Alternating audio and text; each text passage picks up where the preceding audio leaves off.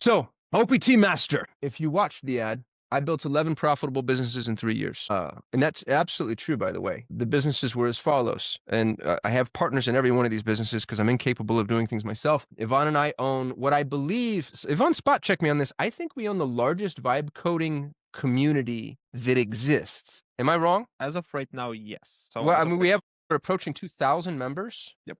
Okay, so we've built a vibe coding community. Obviously, I have a mastermind. I have a staffing agency that staffs high NDAs out of Latin America. Some clients on the call, no big deal. Shout out to y'all for your time and attention. X Freedom is my private incubator. TechStack.com does AI implementation. AEO.co, we actually have the largest AEO community in the world. Architects is a business I own with Yvonne and Nuno. We help with high-level implementation and techie stuff. I don't understand any of it, to be honest with you. I don't know why they let me have equity. KRSS Investments is a real estate holding company. Kevin Buys is a business I own with another front row dad, actually. Shout out to Kevin Report. He and I buy self-storage facilities like Midtown Storage. And then I own Bangarang with John Moran, which is an affiliate business. That's 11 businesses.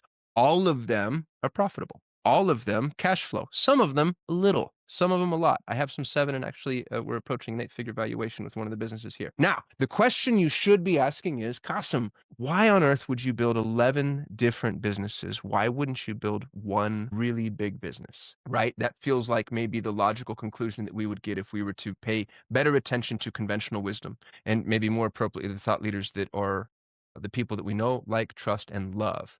And I think that that's the beginning of where we're going to start to go off the rails a little bit. So I'm going to say a bunch of things that are repellent. And I'm going to say a bunch of things that are repellent to your existing mental models, because the inclination to that thought, the idea that, wait a minute, why would you disperse all of your energy and why not just focus it, is based off of a really important, really poignant, really, to be frank, historically true mental model, or a collection of mental models. I'll offer you 4 of them. Mental model number 1 is niche down. Mental model number 2 is focus. 3 is specialize. And 4 is one of my favorite, Gary Keller and Jay Papasan's The One Thing. A mental model is a model that we use. It's a map of the world. Mental models are they're how our brain chooses to understand things. They're the lens through which we view our entire existence, and they're probably one of the most important things for us to begin to study if we really want to change our behavior. The mental model is a map that tells you where you think you are, what path exists, what seems normal, what feels risky or wrong. And whenever you're confused about anything, chances are it means that your model needs to be updated or is somehow flawed. Does that feel safe so far, more or less? So here's the interesting thing about these particular mental models. These models that I just presented have been canonized to a degree, and canon, by the way, we're going to define as a regulation or dogma decreed by a superordinate authority. So when people tell you things like focus, niche down, choose your one thing, specialize, we accept that. It's always like, oh God, I know I should. I know I should. And we accept it as though it's canon because up until this point, it has been. Up until this point, that's been very, very, very sound advice. Here's my question for all of you. And I actually want an answer to this, by the way. This isn't rhetorical at all. When are we allowed to change canon? Drop it into chat. What is this circumstance that allows us to change canon? When are you allowed to update that which prior to has been religiously true? When it fails. That's a good answer. When it no longer works. Thank you, Donna. Donna's the greatest educator in the world, by the way. When it stops growth, whenever it doesn't suit your current dream life. I think you're allowed to change canon when things have changed. And my question to you is, have things changed? Obviously, yeah. And I'm so sick of, it's so hard to hyperbolize the degree to which change has happened. And everybody you just keep hearing this, like, unprecedented change. We've never seen this before, but you wake up every single day to unprecedented change. Change is now actually the new norm. And yet we haven't updated our models. Our mental models are flawed. The way that we conduct ourselves, especially from an entrepreneurial perspective, is flawed. The way we think about entrepreneurship is flawed. And at the risk of sounding, I don't know, a little too full of myself, I can prove it. As a matter of fact, I'd like to prove it on this call. I'd like to prove that our mental models are flawed, and I'd like to offer you the new models that I think are going to make you rich in the next 2.5 years. And that timeline, by the way, is very, very specific. And I'll get to why. That's called an open loop, by the way. I've opened a loop, and now you're like, wait a minute, 2.5 years, and now you have to stick around until I close that loop. I'll be doing this the entire time. Here's my question for you, and I'd like a commitment for everybody on the call. If I can prove that our models are flawed, are you willing to change your behavior? Drop it into chat. If what I show you today proves that our models are flawed, are you willing to change your behavior? That, by the way, does not mean give me money. I'm not asking for a financial commitment. I'm asking if you will change your behavior, change the way you act. Obviously, I like Zishan. Thank you. Always show me the path. That felt straight out of a Disney movie. Nothing changes if nothing changes. Thank you, Tommy. Is that the Tommy? Okay. If you're not committing, by the way, you're wasting your time. Not to be too shameful or too aggressive. Again, you showed up live. Let's do the work live. So here's what's going to happen. If I'm going to change your mind about anything or prove that our models are flawed, then we need to first agree on 4 things. This is, my brother taught me this.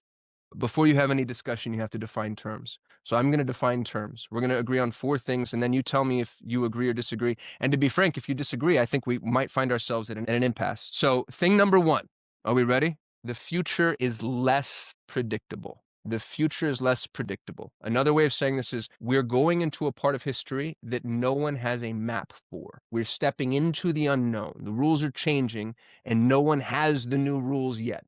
The future is less predictable. That means massive unknowns coupled with massive opportunities. And we're seeing that too. That's that tension we all feel. The tension that everybody feels of like, oh, I don't know what's going to happen, but I feel like I'm missing out. Right? Like that's the entrepreneurial tension, and it's amplified now to a fever pitch that I've never felt before. I feel like I'm on drugs all the time. I'm so afraid and so excited all the time. It's horrible, but it's also there's something about it that's really exciting. Category kings are being usurped. I am seeing things instead of Google, I'm using ChatGPT, which blows. I am a Google convert. I am dyed in the wool, tried and true. I drank the Kool-Aid. I worship at the altar of Google, or so I thought. And suddenly I'm using ChatGPT more than Google. I'm using AI summaries instead of Wikipedia. Like category kings are being usurped and sacred cows are being annihilated. Lawyers, doctors, software engineers, experts. We're finding ourselves in a situation where everything and everyone in our society that was at the top of the dominance hierarchy is at risk of losing that dominance. That is unbelievable. It's unreal to even begin to fathom some of this usurpation. The future is less predictable. Number 1. Do we agree on number 1 so far, more or less? I'm getting some nods. Thank you. All right, we did it. Number 2, more jobs are being done by machines. Now, the old map said people did the work and machines helped. The new map might be saying that machines do the work and people help. The other half of this truth is more jobs are being done by machines, and this trend will increase exponentially. I hate the word exponentially because it's misused. It's very specific. It's a technical term. Exponential growth is compounding growth. It's a technical term that would refer to growth that exceeds our prior ability to conceptualize that growth. Right? You just, every time you zoom out, the map gets bigger. More jobs are being done by machines, which means talent is in oversupply. This, by the way, has always been true, especially internationally, but it's more true now. Global talent is in massive oversupply. There are more people that are brilliant and want to work than there are jobs for those people. Not everyone is entrepreneurial. This is of critical importance. It feels like I crowbarred this in here, but I didn't. Here's why. As jobs are being done by machines, the opportunities that are opened up are entrepreneurial in nature. But if you've read the book by Douglas Brackman that we actually named our mastermind after, Driven, it's an amazing study in human psychology. And what Brackman was able to identify is that 1 in 20 people have the chemical cocktail necessary to be entrepreneurs. Entrepreneurism it's an epigenetic phenomena, and he separates them into two classes, 2 categories. He calls it the hunter brain and the farmer brain. Farmers are normal. And here's the other thing too, is we use this as a pejorative. We actually tend to look down on people that are quote unquote farmers. And I think that's extraordinarily flawed. I think they're actually better people. They're better, they're more integrous, they're more consistent, they're more reliable. Farmers are normal. Farmers are normal people. That's 19 out of 20 people are the farmer brain. And the farmer brain is specifically characterized by it's the same chemical cocktail that allows us to feel love. It's I think dopamine and serotonin up and norepinephrine down. And farmers experience that chemical cocktail when they achieve a goal. That's 19 out of 20 humans. 19 out of 20 humans achieve a goal, feel good, right? Makes sense. Normal people. God bless them. We need them. 1 out of 20 people, you feel that chemical cocktail whilst in pursuit of the goal. That's the hunter brain. And crazy, horrible irony, us being made fun of by God. When you achieve the goal, you actually deflate. You get depressed, you get down. And then so what do? You need hit me again, right? You go out for the other bigger goal. That's the entrepreneurial mind, hunters and farmers. The reason this is so important is the current landscape in this wildly changing ecosystem is allowing for entrepreneurial endeavors. But not everybody's an entrepreneur. Remember that, keep it in mind, because we're going to talk about that later. Hashtag open loops. So good at this.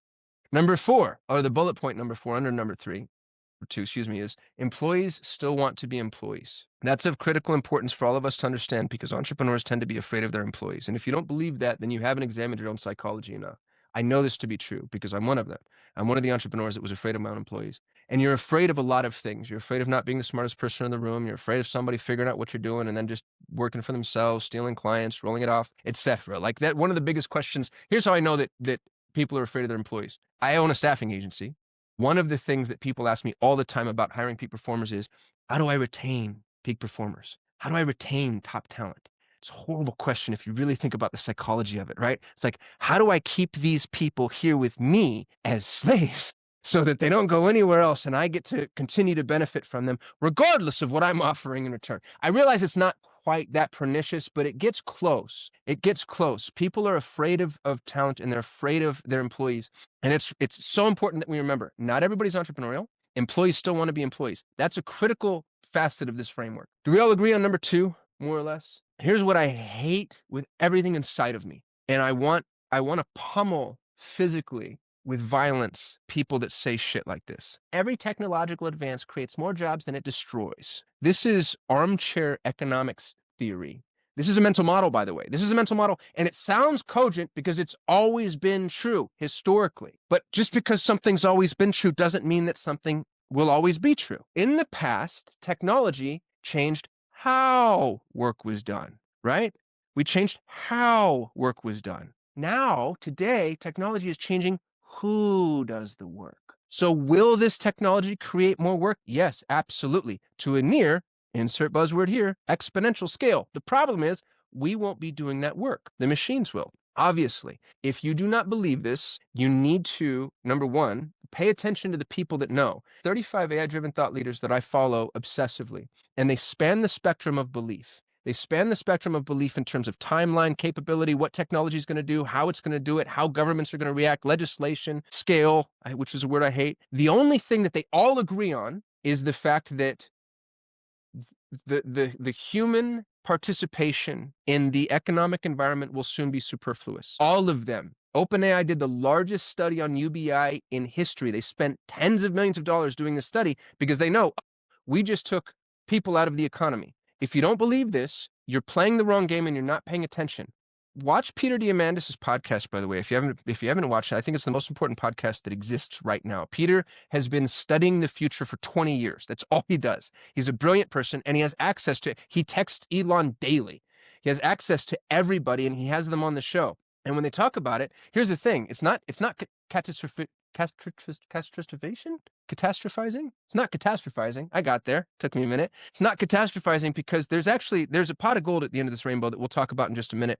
But it's true. It's true. AI is eating jobs, and it's not replacing them with new jobs, as the data shows. So that's where we are with number 2. This is a pragmatic but very harsh truth. Right now, there has never been a worse time in modern history to be an employee, ever, because we're looking at the absolute collapse of human labor. This is also the absolute best time in history to be an entrepreneur, and that will be true for 2.5 years, approximately, right? What do I know? If I was smarter, by the way, I'd be much, much wealthier. This is based off of data that's been given to me, not anything that I've come up with. Agree on number 2? We feel good? Number 3, things are changing faster than we are used to.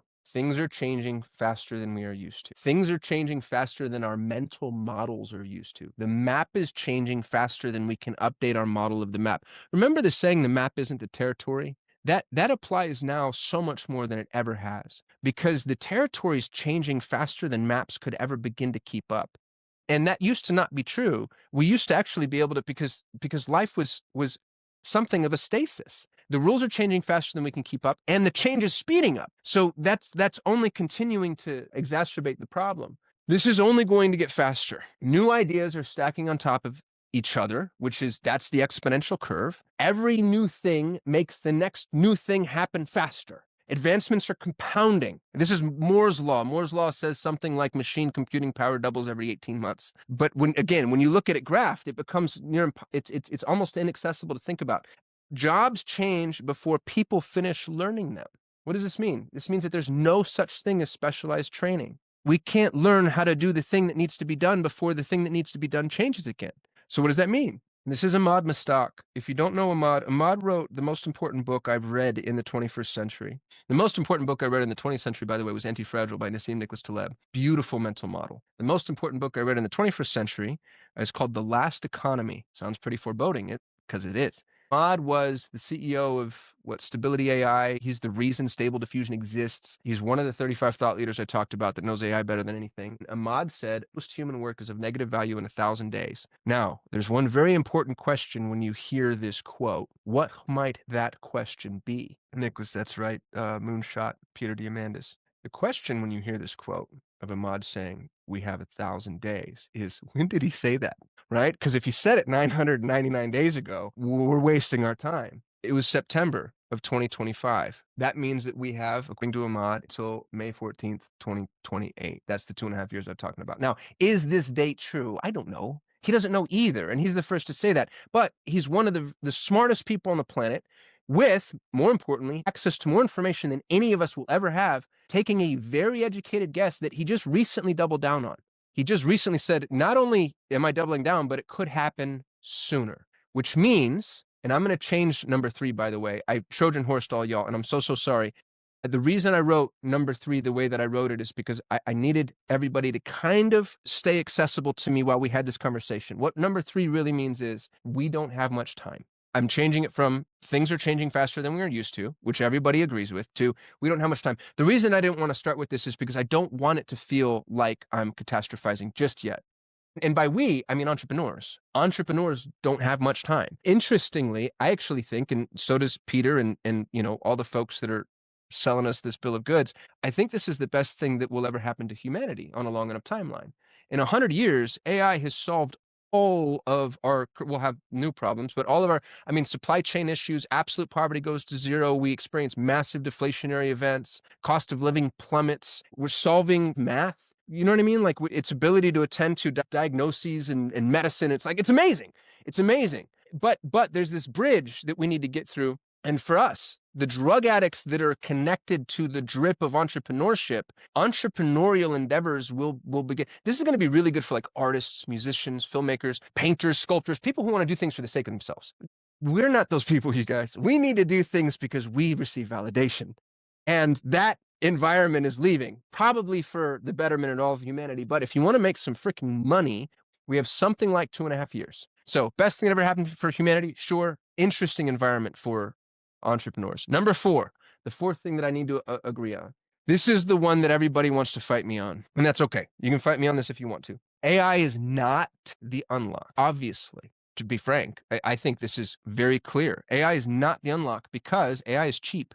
AI is abundant. AI amplifies clarity and confusion equally, and AI doesn't run itself yet. Now, once we hit AGI and then ASI, that whole different world, right? That's why we're talking about all I'm talking about is in this 2.5 year epoch that we've been given, AI is not the unlock. And you know this, all of you that have run around trying to learn AI know this. Do you feel better? Do you feel calmer? Do you feel more in control? Do you feel like you're like, oh no, I actually got this now. I know what to do.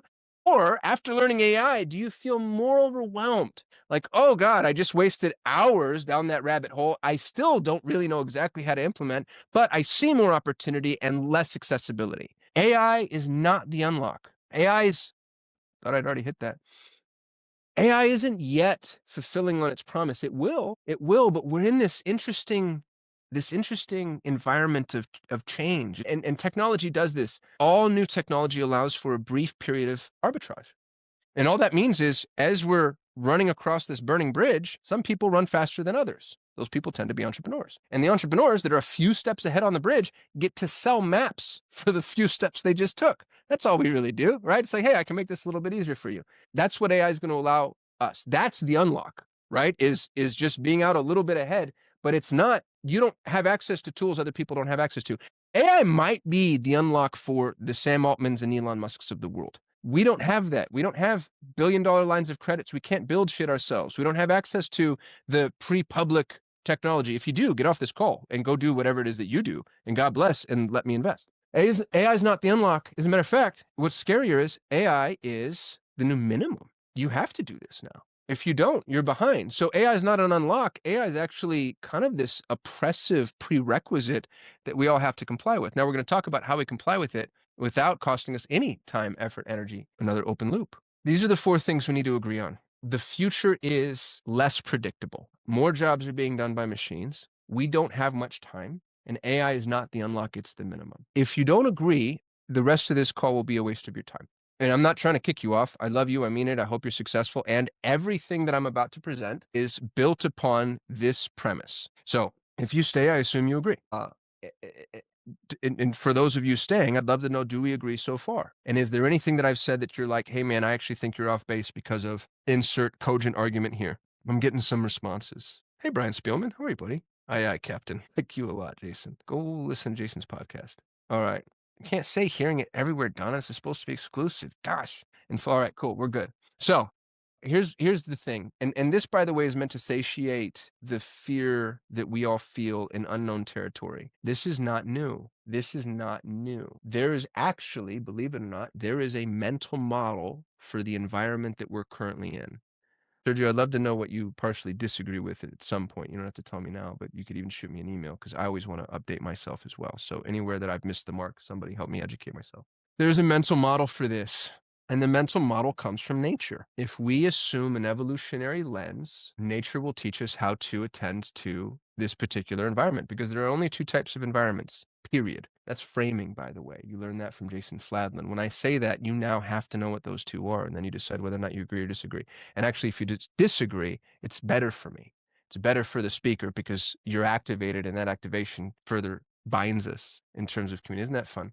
I'll stop doing the meta thing. I'm so sorry. There's stable environments. It's environment number 1. Those are the environments that we're used to. And then there are, drum roll, stable environments, by the way, are characterized by what you see. The rules stay the same. The rules stay the same. Tomorrow looks like today. You can plan ahead. You have time. And we've not always been in a stable environment. It's been about 200 years of stability, more or less. And then there were, changes prior to that. And then there was about 250 years of stability. And then there were a bunch of changes prior to that. And if you keep going back, you'll notice that there's kind of this up and down and up and down and up and down, stability to instability, stability to instability, which is, that's also nature. That's entropy.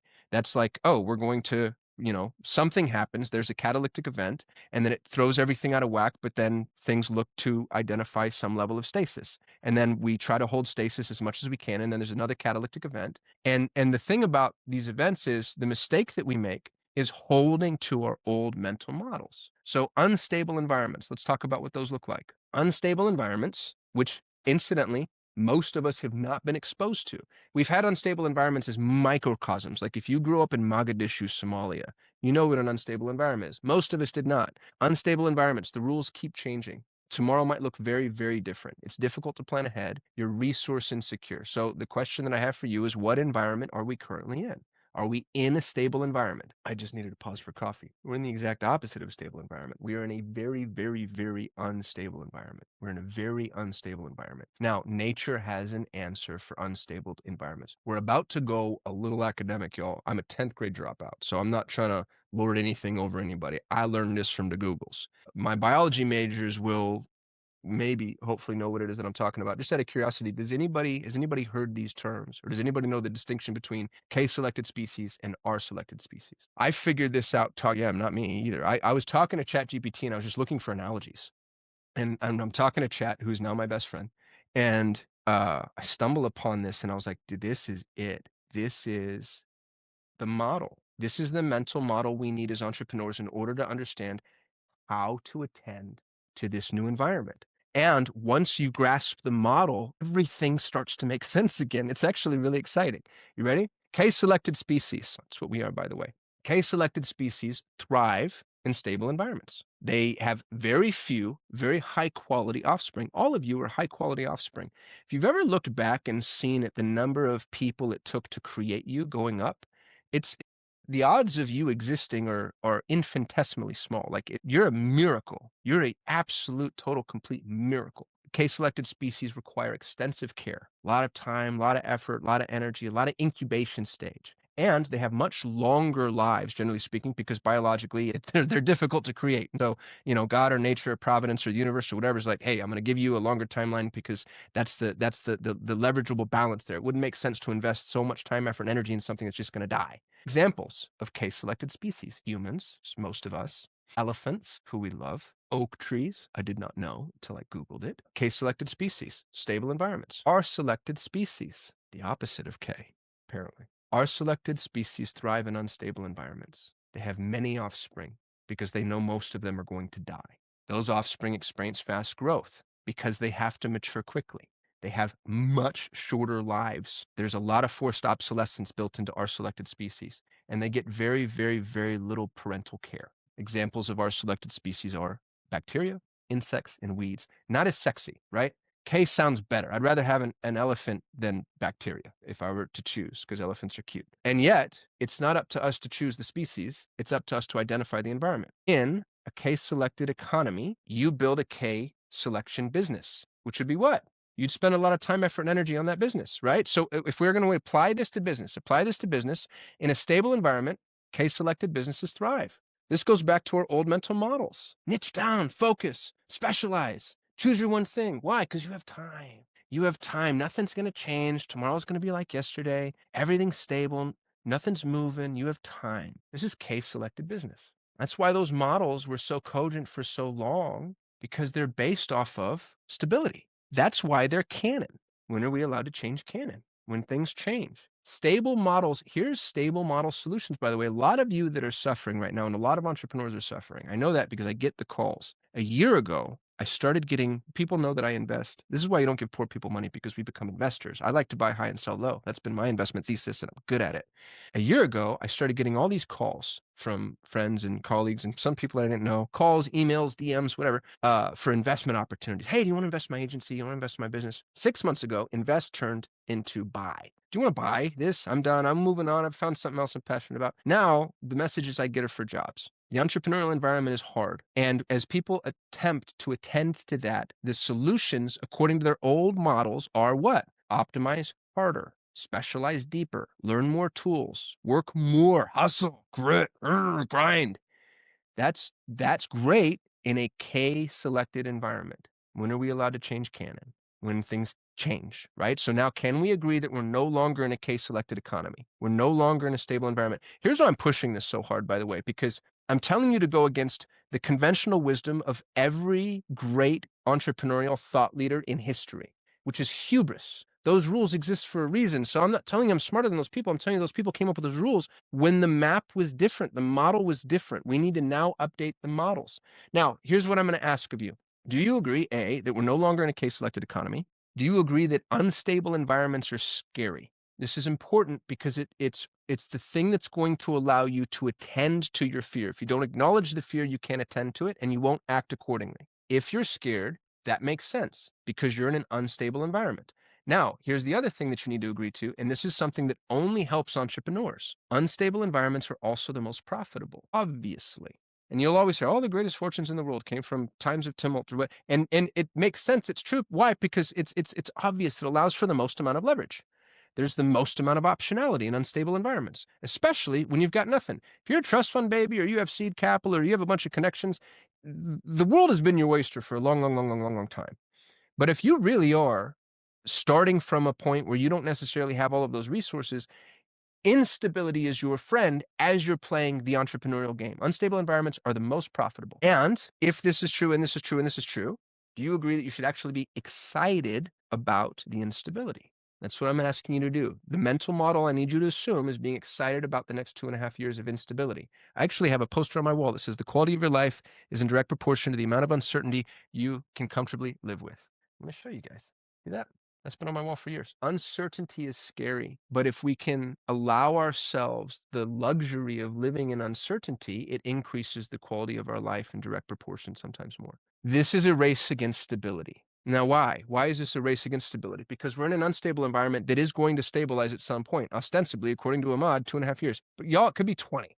Doesn't matter. The thesis stays the same, right? The timeline could be protracted. The thesis stays the same. A race against stability, because what stability means in a post-AI world is a transition between a human-driven economy and an AI-driven economy. Once that transition is complete, we are living in what Imad in his book, The Last Economy, calls the age of abundance. What's wrong with the age of abundance? Well, from an entrepreneurial perspective, entrepreneurship is built on scarcity. Our importance goes away. When we shift to the age of abundance, the importance of the entrepreneur, which is built on arbitrage, built on scarcity, y'all, I'm a diehard libertarian that hates other libertarians. I worship at the altar of Ron Paul, just so you know who I am. I think the Fed is the worst thing that's ever happened to humanity. And I'm telling you, universal basic income is going to be the only answer. That's in 2.5 years or whenever this happens, when we shift from a human-driven economy to an AI-driven economy, so saith all the people that are smarter than me. Everybody's just going to hey, here's everything you need to satiate all of your core, Maslow's hierarchy of needs. We're going to nationalize Netflix, stay home, watch TV. Or read, write, draw, learn who you are, sojourn, whatever, go deep, meditate. Like this isn't the zombie apocalypse, Terminator, or so I hope. But what it is it's a shift in the fundamental prerequisite of the human being. Christine Marie's on this call. She has something called knowing. She teaches people how to know themselves. I think what she does is probably the most important thing. It's the most important study to attend to what's about to happen. Because when you don't have work, I think this is especially true for young men. If I can get a little sexist, if you don't have work, who are you and what value are you? That's when you really need to know yourselves. For entrepreneurs who don't want to give this up and don't want to spend our time meditating on a mountain and self-actualizing, we've got 2.5 years. We don't have a lot of time. And we're racing against stability, because when things stabilize, it's not bad. It's actually good for humanity. It's bad for us. Good for humanity, bad for us. So that's enough fear mongering. In an unstable economy, in unstable economic environments, we want to index towards speed, experimentation, and generalists, which, by the way, nobody's ever said this before in the history of humanity, to index towards generalists. As a matter of fact, it doesn't exist in the entrepreneurial lexicon, and we'll talk about why. Let's talk about speed and experimentation first.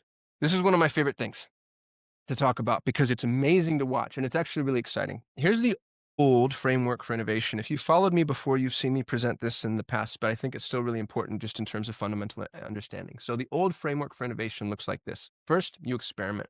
It's messy. It's not symmetrical. It's hard to reproduce. This is for inventors. This is for people that just love the craft, right? There's no money to be made in experimentation. Pioneers get shot, settlers prosper. Experimentation is for the folks that they wake up in the middle of the night with an idea and they can't get it out of their head.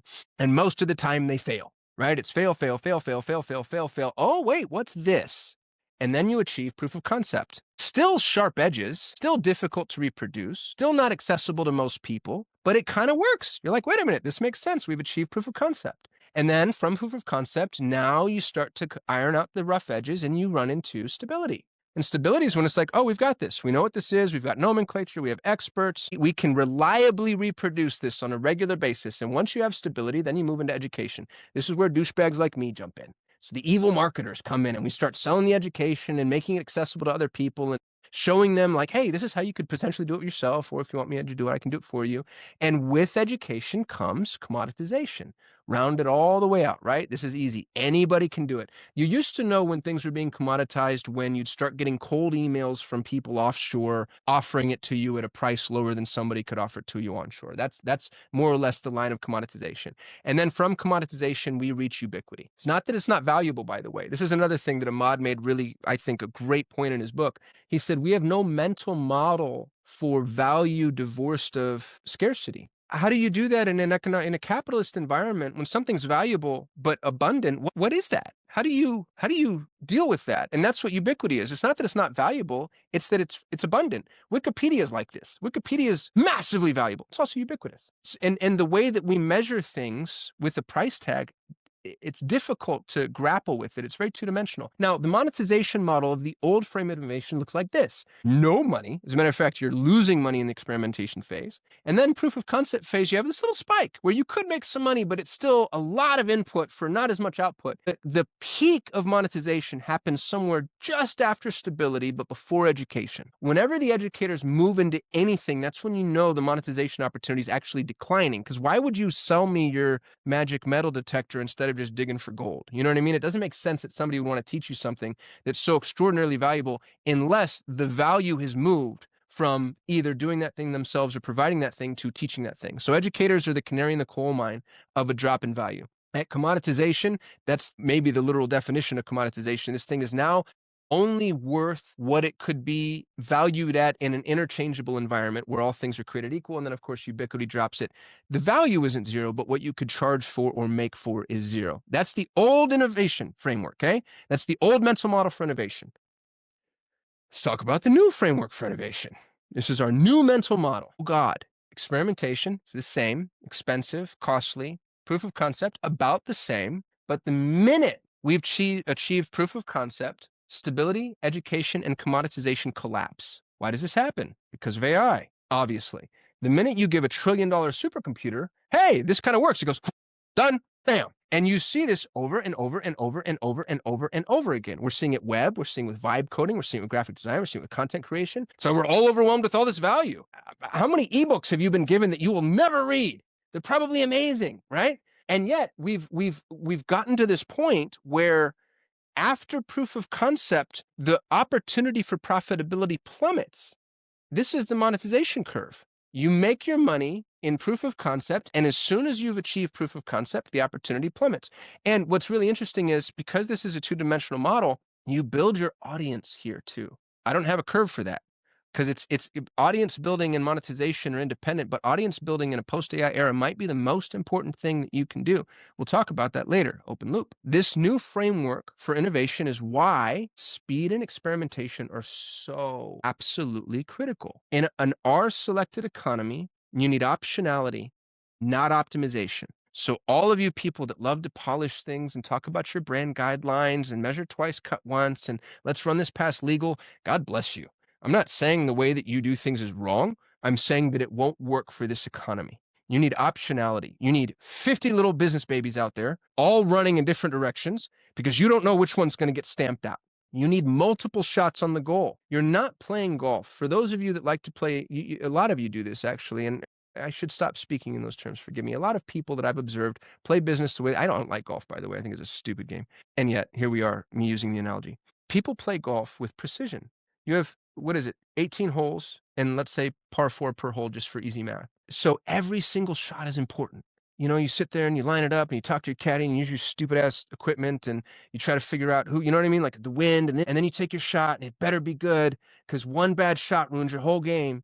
And you obsess over your shot and you obsess over it. And then you get to the end of your golf game. Maybe you're good, maybe you're bad. But no matter what, every shot mattered. You're not playing golf now. K selected economies, play golf, dude. R selected economies, you are at the driving range. You're at Top Golf with your drunk buddies, smacking as many. I have so much more money than I deserve to have. I'm not, that's the thing is when we think about the entrepreneur, we think about like this really precise kind of mad scientist in the lab trying to get down to, and it's not it at all. It's a child in a playground being like, I want to be a cowboy and I'm going to be a pony and I'm going to try that and I'm going to do that. And the more of those things you do, the more of these little business babies you have in an R selected environment, the more likely it is that you just kind of hit gold, right? You need multiple shots on goal. Ship it, push it out, try it. This whole like, oh yeah, we're at the strategy phase and we're gonna have our annual plan and we're gonna talk about this at their Q2 meetings. Oh my God, you know what I mean? Like I just hear that and I'm like, okay, I'll see you in the line at the soup kitchen, you imbecile. Oh, how? We're at the end of the year and I see people talking about that, like, oh, we're annual planning. Are you? Are you really? You are today in December 2025. You're going to plan what's going to happen in when? What are you planning, dipshit? What point in time do you really think you're going to get out ahead of and decide this is what we're going to do when this massive unknown thing that we know is the only thing that we know is that everything that was we don't know. What are you planning? Ship it, print it, go, build. We've got 2-week visibility at most, not even that. The only reason we have that is because user adoption is so slow. Ship, multiple shots on goal, micro businesses inside umbrellas. For everybody that's like, oh, that's not on brand. Oh, that's not what we do. Oh, that's not our lane. Again, best of luck to you because things are moving so fast. Your business is going to experience forced obsolescence before you know it. When I sold Solutions 8, for those of you who don't know, I made an 8-figure exit. I built the #1 ranked Google Ads agency in the world. Good for me. I had $100 million in ad spend under management.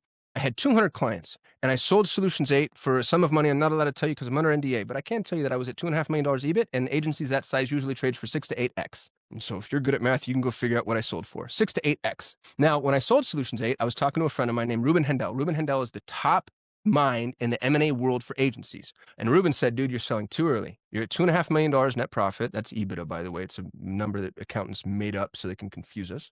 He goes, you're at 2.5 million. If you can get to 5, your multiple moves from 6 to 8x to 13. So I go from a low 8-figure exit to $65 million. That is a huge chasm.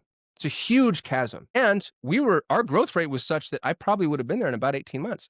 I sold anyway. And within 8 months of selling, we went from 200 clients to 130 because Google made a couple of changes. Wasn't the acquiring entity's fault per se. And suddenly, one of, I think, the crown jewels of the marketing world became, in many ways, unnecessary, at least the way that we were doing it. That way, and incidentally, we were purchased by an organization that leans into AI. That was in 2022. You cannot get romantic about how you make your money. You cannot get romantic about how you do business. So again, this is the specialization that everybody's obsessed with. Oh, this is how we do it. This is our proven proprietary process. Don't give a shit. Do you realize that there are children right now? My son, I just bought my son Base 44 subscription. He's vibe coding games that are better than games that are on his Xbox. Swear to God. He vibe coded this thing called Factory Tycoon. He's 10. And he's showing me, and he's just going, and he's building, and he's creating. But you're like, oh no, we do software development, and we're gonna have to sit through our 4-week analysis of what you need and product market fit and all that shit. My 10-year-old will destroy your business. And I'm not trying to be as aggressive as I'm being, but I need everybody to understand where we are. This is our selection. We're not in a case selected world anymore. This is our selection. So you need to go in multiple directions, try things, experiment, figure it out, and do what doesn't scale. Scale in an AI-driven world means ubiquity, means obsolescence. If it scales, AI can do it. So every imbecile's like, oh, I won't do that because it won't scale. Great. You know what scales? AI. So one thing you can actually make money from. Do what doesn't scale. Talk to your customer. You know what I mean? Reach out to people. Go to a networking event. Do stuff that AI can't do while you have the opportunity. And to a point that I'll continue to make, you need AI-weaponized generalists, not specialists. Every specialist on your payroll should probably be fired soon. Anybody who ever says to me, oh, that's not my job. That's not my job description. You're right, because you don't have one anymore. Are you kidding me? What world do we live in now? You need AI-weaponized generalists. A motivated generalist is worth more than a talented specialist. This, again, this is canon. This is anti-canon. Canon would say specialize, right? Specialty, specialize, niche down, focus. Go get really, really talented people in this. And the more you specialize, and the better you can get. And that used to be true. We were the #1 ranked Google Ads agency in the world. Why? Because we were specialists. I followed that rule while it matched the map of my environment and my reality. Let's talk about the evolution of survival. Okay. In order to survive in our selected environment, you have to have optionality. This comes from Nassim Nicholas Taleb's Anti-Fragile, by the way. And when you're done with this, you should read 2 books. You should read Anti-Fragile, you should read The Last Economy. And then you should marry those 2 theses, those 2 ideas. If you only have one option, the odds of you failing, I think, are significant. Now, some businesses will survive longer than others, right? I think if you're brick and mortar, or you have heavy equipment, or if you're helped, let's say, by legislation, then you have a little bit longer of a time horizon. But what you want to do is you want to start building your optionality. You increase your survival curve by building your optionality. And that means increasing the number of things that you do and try, which is uncomfortable within normal business environments. But to be honest with you, it's how entrepreneurs think. Most entrepreneurs have shiny object disease. Most entrepreneurs, this has been beat out of you for most of your life. Let's bring it back in. You're a crack addict, and I'm offering you crack. This is the first time that anybody who's ever said, hey, actually, that thing that you're not supposed to be doing that everybody's told us for 40 years not to do? Let's go do that thing, because that's going to help you. We are dealing with tectonic shifts. I'm not the one that says this. This is the buzzword phrase, right? It's a tectonic shift. Industries, markets, technologies, everything. Tectonic shift. Here's the problem with tectonic shifts. If you know anything about tectonic plates, and I don't, I Googled it, and Google gave me this image. Tectonic plates can move together. They can move apart. Some can move up. Some can move down. They can squeeze. The issue with tectonic shifts is we don't know how the plates end up. A plate can move up, and interestingly, that plate that moves up lends everything on the latter half of it underwater. So you're like, wait a minute, I thought my plate was going up, and yet I've still lost all of this landmass. And you're seeing that happen in businesses. You're seeing businesses that everybody assumed AI would help computing. everybody's like, oh gosh, all these AI tools are compute starved, and yet the cost of computing is plummeting. Right? There's all these plates that are moving, but they're moving in ways that are so unpredictable. So what do you do if you don't know how the plates are going to land? You want multiple vessels. You want optionality. You want a lot of little things, a lot of little domiciles, a lot of little ships on the water. Choose your analogy. It doesn't matter. The core concept is create things that are self-contained, have a fleet that rides whatever wave comes up, because some of them, by the way, are going to sink. That's the other thing. I started this call with, I've built 11 cash flowing businesses. You have no idea how many times or how many things I tried to build that failed. But that's because I just keep throwing it out there. I've failed so many. Me and Yvonne tried to build a self-storage SaaS product. I tried to create a financial services agency. I tried to do a newsletter for conservative boomers. Like, I've tried so many things and so many of them fall, but then every now and then one of them starts making money. And I'm like, oh, let's keep that. If you don't have a ship on the water when the tide changes, you watch the opportunity sail by. Things move too fast. Think about the framework for innovation. If you don't already have the ship in the water, you can't ride that wave, obviously. So there's the academic entrepreneur who thinks they're an entrepreneur, but they're not really. They love to read, they love to watch, they love to listen, they love to come to webinars, but they don't do. And they're always like, oh no, I'm analyzing, I'm figuring, I'm planning.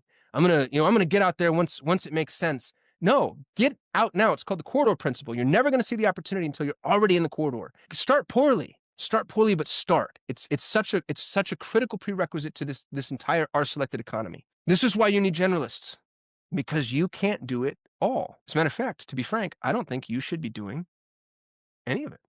Companies have never, ever in the history of humanity cultivated generalists. Why? Because generalists are entrepreneurial by nature. This is what people call the intrapreneur, which we're going to talk about why that term is beautiful and why we should never use it again. A good generalist is, now here's the thing that's really funny is somebody says, well, what does a good generalist do? How do I hire for a generalist? And I just want to pause there and question your thinking. Because if you ask me, what's the job description of a generalist? You are not paying attention. How could there be one? That's the point I'm trying to make. There is no job description for a generalist. We're asking for people that just do shit.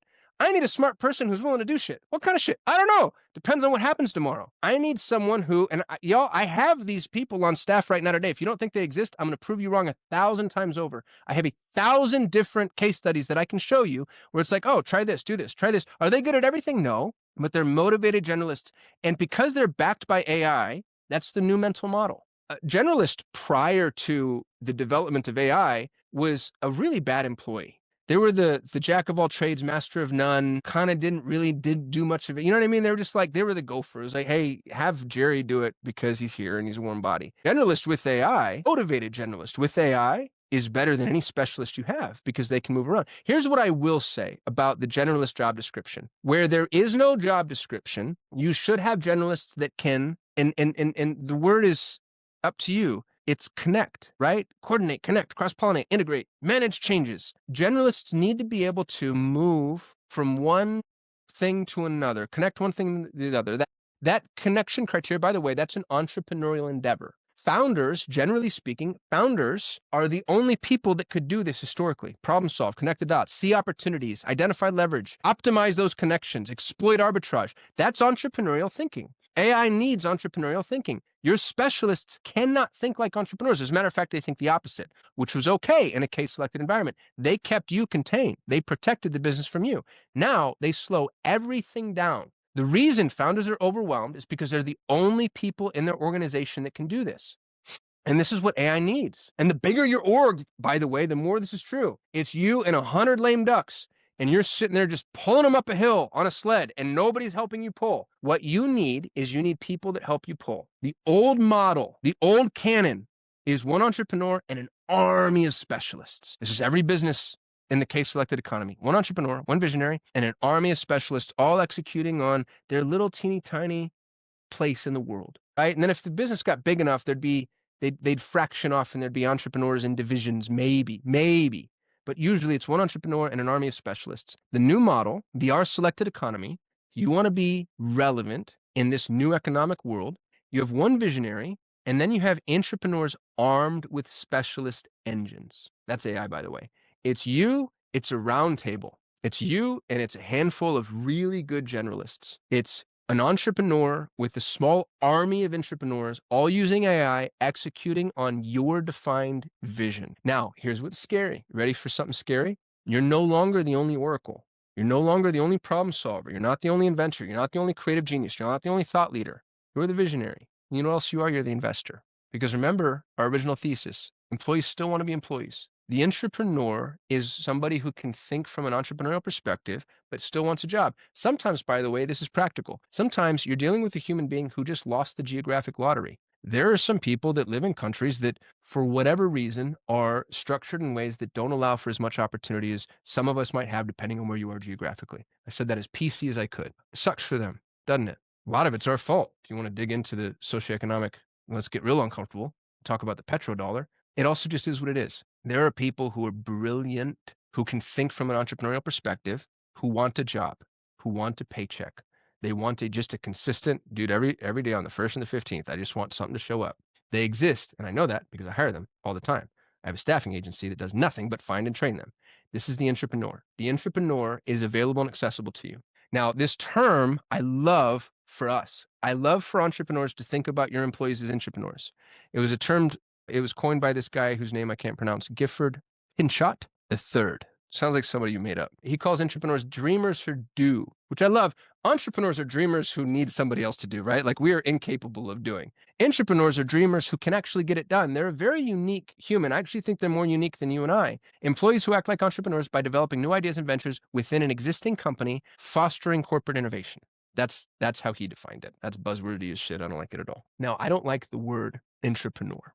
I don't like the word entrepreneur because I think it puts you at odds with your staff. There's something about it that allows for more weight than can be helpful. And where titles are important, you'll find yourself in a position where I think people tend to take it kind of far afield. I also don't like the word generalist. Do you want to know what word I like? I like assistant. Why? Number one, an assistant doesn't have a job description. Number two, assistant allows for a level of humility for whoever takes that job. What would you say? It's a filter. If somebody's not willing to be an assistant, I don't want them. I don't want, if you're like, oh, I need a VP of a go fuck yourself. God bless you, person who's definitely going to be on UBI. Like this whole, what's my title? How much, you know what I mean? Like all that is, I am not interested in having those conversations. I like the word assistant because there is something about it that just says, hey, you're going to help me. And this is what I would encourage you in your mind as you're thinking about these people that I'm going to give you the blueprint for hiring for free, by the way. There's no pitch there coming. As you think about them as entrepreneurs. But the title is assistant. I like executive assistant because it's not a pejorative. It's like, hey, you're a real special assistant. You're a fancy assistant. That's what we're going to call them. Entrepreneurs are entrepreneurs who want a paycheck. That means you're still unique. You're unique for a couple of reasons. One of the most important reasons, by the way, is risk profile. Your comfort with risk exceeds most people's comfort with risk. You have vision, which entrepreneurs have, but you also have an accessibility to risk. Some people's accessibility to risk has more to do with the fact that they live in an emerging nation where there's no social safety net. I love to brag. If you've seen my videos, you hear me say something like, I'm a welfare baby. I'm a welfare baby turned self-made decamillionaire. And the thing that's really interesting about being a welfare baby is, if you really think about it, what that means is I'm a trust fund baby. Because the United States Social Security Office was a trust that paid for my food, my lodging, my education, right? I was cared for by an entire country. That doesn't exist some places. So some entrepreneurs would be entrepreneurs if they lived in a different environment, but they don't. And so that gives you the opportunity, one, to help them, two, to help yourself and protect yourself from the fears that you might experience in like, oh gosh, I don't want an army of entrepreneurs around me because they're going to steal what I've got. I promise you, can I say I promise? That feels so unlikely to me. From a practical perspective, we can talk about why. Entrepreneurs are more of a rarity than entrepreneurs. Entrepreneurs are 1 out of 20, as we talked about. That's Douglas Brackman's quote. Entrepreneurs are 1 out of 1,000. That's a real data point, by the way. It takes 1,000 applicants to produce 1 EA at Pareto Talent. 1,000. Now, here's the benefit we have. 9 billion people in the world. And we're dealing with an abundance of labor. As we talked about, we all agreed. There's an abundance of labor. The abundance of labor will only increase. You have those swaths of 1,000, which means there's going to be an excessive amount of entrepreneurs available to and for you to build your empire. Perry Belcher just did his predictions call. If you missed the call, you have to go watch the recording. It's absolutely free, and it was brilliant. Perry's one of the smartest people I've ever worked with. Nobody in the world that I've seen personally has skated to where the puck is going more times than Perry, and he's done it for 30 years. And on his predictions call, he said 2026 will be the worst year for layoffs in the history of the industrial world. We are going to lose jobs in mass. Some say it's already happening and it's being massively underreported. Those people are conspiracy theorists, of which I'm one. This means that this labor is going to be available and accessible to us. This is what the future looks like for entrepreneurs. Using other people's time, bringing entrepreneurs into your fold and letting them help you scale your business. OPT, other people's time, is not a productivity hack. This isn't something that you kind of figured out. This is the evolutionary necessity. This is the R-selected economy. All those things that I talked about, trying new things, starting new lines of business, you can't do those by yourself. You can't. This is the only way businesses can be built, is by small, nimble teams. And what I'm telling you is just to go build yourself a bunch of teams of small, nimble teams. Here's why AI exhausts you. AI implementation, and again, this isn't me saying this, this is me parroting this from the people that know. AI implementation is not top down. It's bottom up. Here's what that means. You can't sit at the top of a mezzanine in a manufacturing plant looking down at your assembly lines and say, as the fat cat, say, I want assembly line number 2, AI that assembly line, right? We've seen this go awry a billion times. What needs to happen is Stacy, who works on the assembly line, and her mom worked on the assembly line, and her mom's mom worked on the assembly line, which means she knows this job better than anybody. And on the assembly line, she has 5 things to do. When Stacy learns AI, she goes, you know what? AI is not good enough at number 1 yet. It's not going to proxy that task. It does number 2 okay, but I do it better. Kills number 3. This is so impressive. I'm going to use AI for number 3. I'm going to keep an eye on number 4, and number 5 I definitely still need to do. That's bottom up. AI penetrates work bottom up.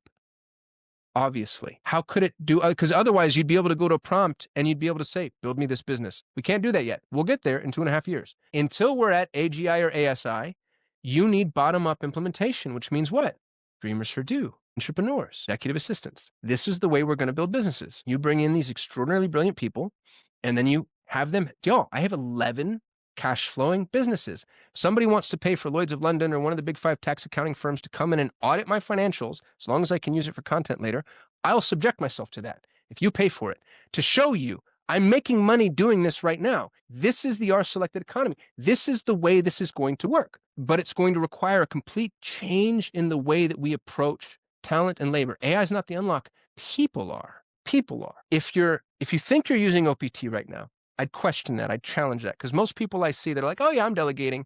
And it's like, are you though? Or are you just telling people exactly what you think they should be doing? Are you just giving some, hey, here's the checklist, here's the SOP, here's the blueprint, go do that? That's not much higher than what AI can do now. Delegate thinking, delegate judgment. You should, no matter what we do as we get off this call today, and I'm not the only one that says this either. If you listen to Hormozi or Cody Sanchez or Gary Vee, the only currency that means anything in a post-AI world is attention. So right now today, the goal, the thing that you should be unlocking as the entrepreneur is, how do I capture market share by any means necessary? Here's what that means. Now, I'm not saying do anything illegal or unethical. What I'm saying is, I actually had this argument with 2 partners of mine, who I won't say because one of them's on the call. We developed this application that was brilliant. When I say we, I mean they, because I don't do any real work. The thing replaced an application that costs a few $1,000s a month. We were able to vibe code it for effectively nothing. And my point to them was, we should distribute this now to build our list. And like, oh, dude, no, we're going to miss the opportunity to monetize on it because we could charge what the other company's charging. We could charge half. And it's like, you don't understand. The money that we'll make in the interim pales in comparison to the opportunity to capture market share. So if it means you have to kill sacred cows, if you have to really let the cat out of the bag, teach people how things are being done, here's the thing. If you don't, your competitor will. And AI is not an unlock. Everybody has it. So all of these things that we're trying to pretend don't exist in your industry, where you're like, oh God, AI does that. Don't tell the customer. If you don't, your competitor will at some point. Capture market share by any means necessary. If that means killing your sacred cows and destroying your most profitable service, do it, because the market share then allows you the pivot that will mean you're the last person standing, where everybody else, post-AI, moves to literal irrelevance. When you have market share in a post-AI world, you're still relevant. The same thing, when you have authority in a post-AI world, you're relevant. Because even when the machines are doing all the work, for some foreseeable future, who knows how long, our children, my kids are 8 and 10, my kids may listen to an AI-driven thought leader. You and I won't, at least not for a long time. So authority is still going to be very relevant. Authority, the relevance authority will outlast the relevance of whatever it is that you do by a billion miles. Capture market share, establish authority, build your list. That's all I'm really saying. It's all the same thing, right? These 3 bullet points are the same damn thing. Build your list, get people's attention. In whatever niche you're in, this isn't hard to do, by the way. If you really are an expert, this isn't hard to do. Speak, choose whatever forum you're most comfortable in, and just execute on that forum. If you like podcasts, start a podcast. If you like newsletters, write a newsletter. If you like YouTube channels, shoot a YouTube channel. If you like Instagram, be on Instagram. Speak. Build your authority. It doesn't need to be big. If you've read 1,000 True Fans, it's an absolutely brilliant thesis that applies now more than ever. Micro authority is going to carry you through this, I promise you. Build your list. Experiment with new approaches to old problems. This is why you need these generalists. You need specialized generalists who come in and just execute on shit and just try to move things and improve things. And by the way, this is the entrepreneurial mind. They do this naturally.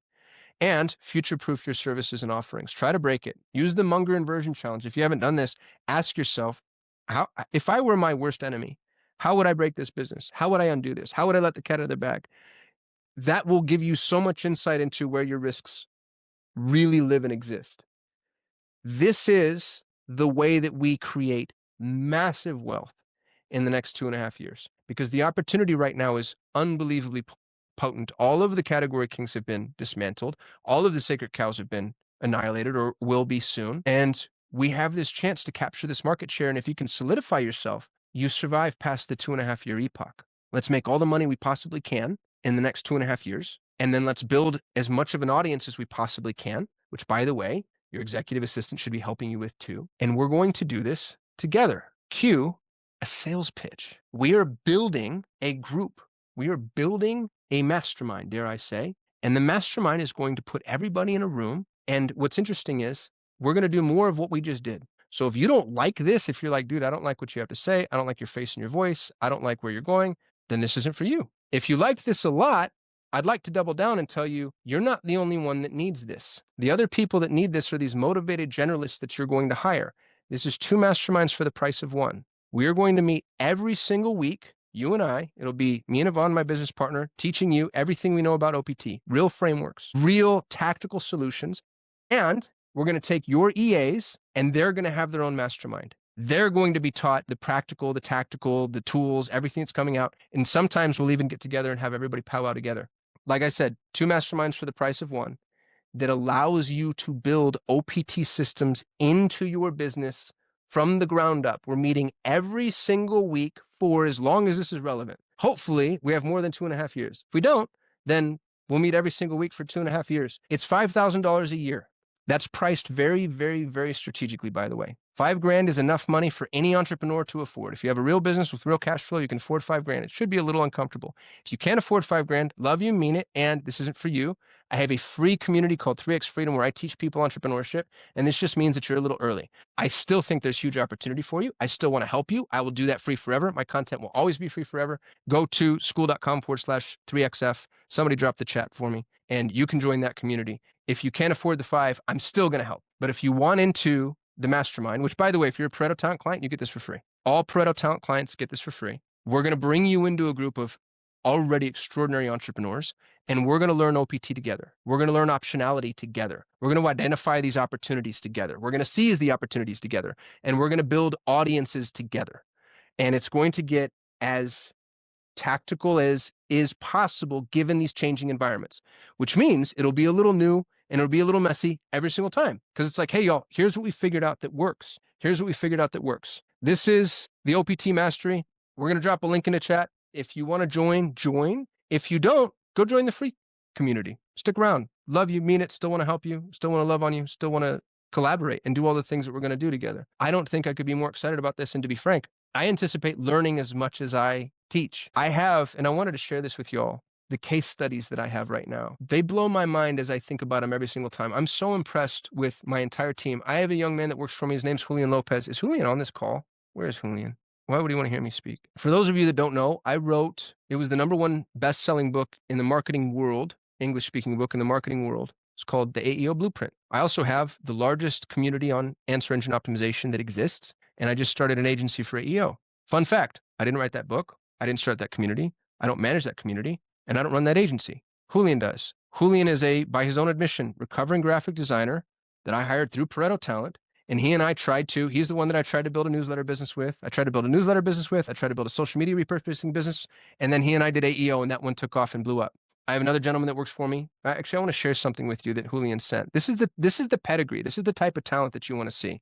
This is an email from Julian 9 days ago. So I had a member of my team produce a recommendation for marketing. And Julian came back and said, hey, this is awesome. And I actually think you should do this, not that. You see what I mean by entrepreneur? This isn't something most employees are capable of doing. Julian learned AEO from the bottom up and is now teaching it to somebody else who's going to market it for us. This is the type of talent you should be looking for. He's not just an assistant. He's literally a business builder. The other guy, Camilo, that I mentioned, Camilo teaches people language. He's an entrepreneur. He lives in LATAM, and because of where he is geographically, it's harder to make ends meet. And so while an entrepreneur, he also works for me. Camilo started a podcast production company from the ground up. He learned everything there is to learn about it. He also, by the way, does user acceptance testing for a software application that I'm building. Those are two very different things. He's a motivated generalist.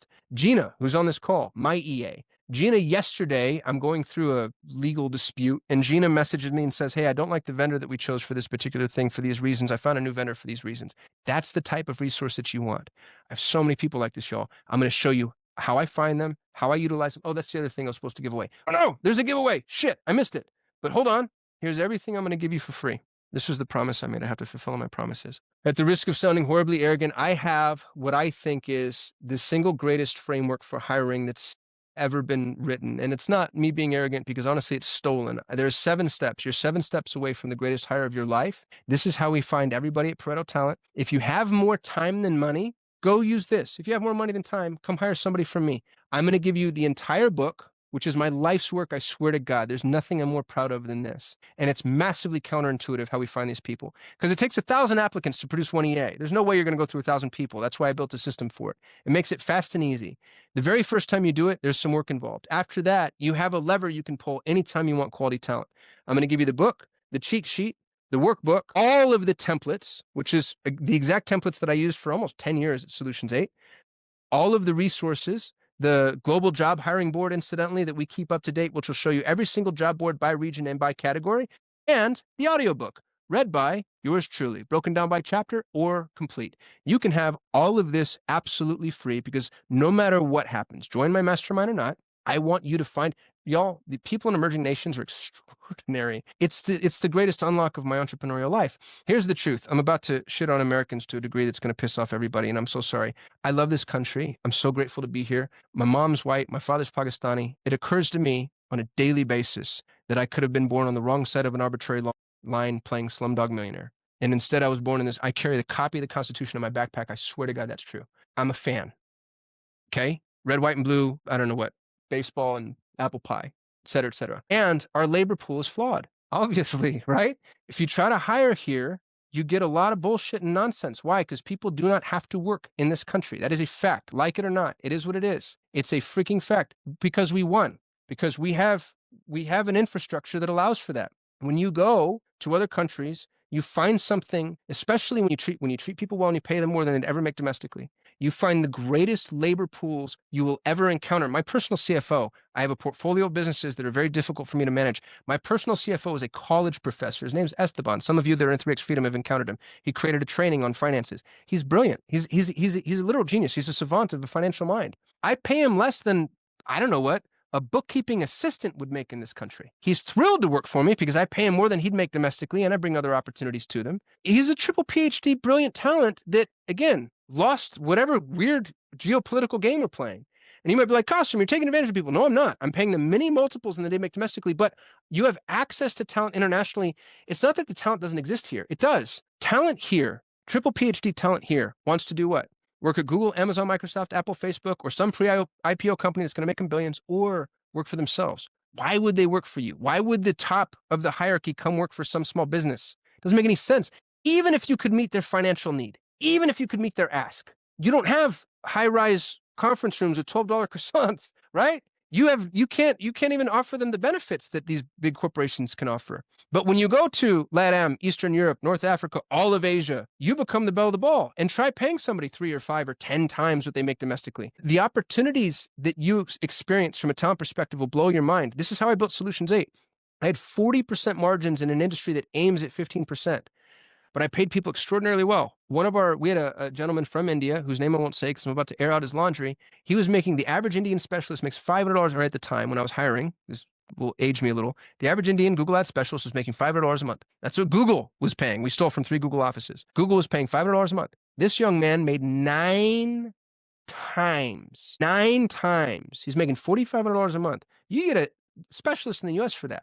Imagine making 9 times what your peers make. He bought his parents the first home they ever lived in.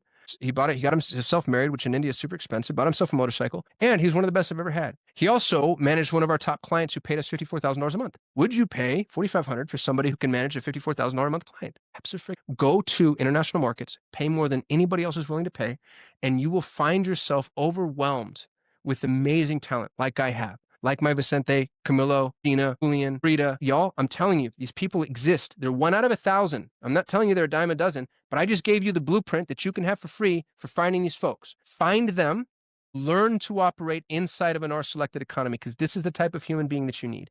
You need the type of human being that can be nimble with you, that can move with you, that can think, that can be creative, that actually does shit. The employees of today, this whole "that's not my job description" thing, pound sand, dude. I don't care. You're fired. It's over. It's over for you. God bless. I'm looking forward to UBI in 2.5 years when you get to stay home and watch Netflix. Because, I asked a friend of my ex-wife's, she was struggling professionally, and I said, "Well, what's your dream job?" She looked at me stone-faced, not even joking. She goes, "I don't dream of labor." I was like, all right, dude, good for you. Like, I wish, and there's something about that that's actually right. You know what I mean? There's something about, as much as it pissed me off at the time, I couldn't have been more mad. There's something about it that was like, I don't think that's what God meant for us. I don't think God actually meant that we toil. And I realize maybe I'm going against the Old Testament now a little bit, but what if we all really did have everything that we needed at the beginning of the month to satisfy all our core needs, and then we just got to sit around on Areopagus thinking about shit? Like, maybe humanity would be a lot better. And I'm not ready for that yet. Sean Putty calls it the K-shaped economy. The base of the K is the line in the sand. The upward trending of the K is 20% of the economic participants will increase their output to degrees that defy exponential growth. We'll be able to produce more than there is demand. 80%, which is the downward trending leg of the K, falls to zero. You're superfluous to the economic environment. Stay home, watch Netflix. If you want to be the upward trending, you need to play the R selection game. You need to find extraordinary talent, because you as the entrepreneur shouldn't be doing it. If you think you're going to do this shit, you're wrong. And the more of these people you have, the more likely it is that you hit gold, right? Because you need optionality. And every person, let's just use simple math because I'm a dummy. If each person can come up with, let's say, 10 options on the optionality map, that doesn't mean that 2 people have 20, because the options multiply themselves, right? So if you have a second person, and I've seen this happen inside my business. I have Camilo, who produces my podcast. I have Julian, who has AEO.co. But when I combine those two, the options amplify, because podcasts feed AEO and AEO feeds podcasts. So you can increase your optionality as you increase these entrepreneurs that you're hiring. I did it. We have 30 minutes left, which is exactly how long I wanted to save for Q&A. Y'all, this is it. You don't have to give me money, by the way. I hope you do. I hope you join the mastermind. I'd love to see y'all there. I'd love to have this type of environment every single week. We're really, really dive deep. The mastermind, incidentally, includes a private WhatsApp community. It's going to be intimate. We're going to talk. We're going to go back and forth. Like, I want a true mastermind. And go join my free community if this feels financially inaccessible. No matter what you do, take my free book and my free templates. Go find yourself somebody that can really crush it for you, and play the R selection game. We have 2.5 years. We've got 2.5 years, and I really am rooting for you, a little selfishly, because I want you to say, "Oh yeah, it was that thing Kasim taught me." Yvonne, how did I do? Have I missed anything? And we will now jump into Q&A. If you have a question, drop it in a chat, or feel free to raise your hand. You can raise your hand by going to Zoom, clicking on React, and then clicking on the little raise hand button. And then I'll see you, and Yeah. I'll try to attend to both. Can somebody drop the resources in the chat so we can give Yeah, everybody? I did the resources, so you can find the folder to all of the resources Kasim mentioned here. I All right. posted. Yeah. Regina just asked for it again. Regina, by the Yeah. way, was the best and worst employee I've ever had in my entire life. She's the most contrarian human in the most beautiful and best way. She challenged me in like excessive degrees, and I can't wait for whatever challenge is coming now, Regina. I see it on your face. You have a what else do we have? How do we buy? There's a link. Go buy the link.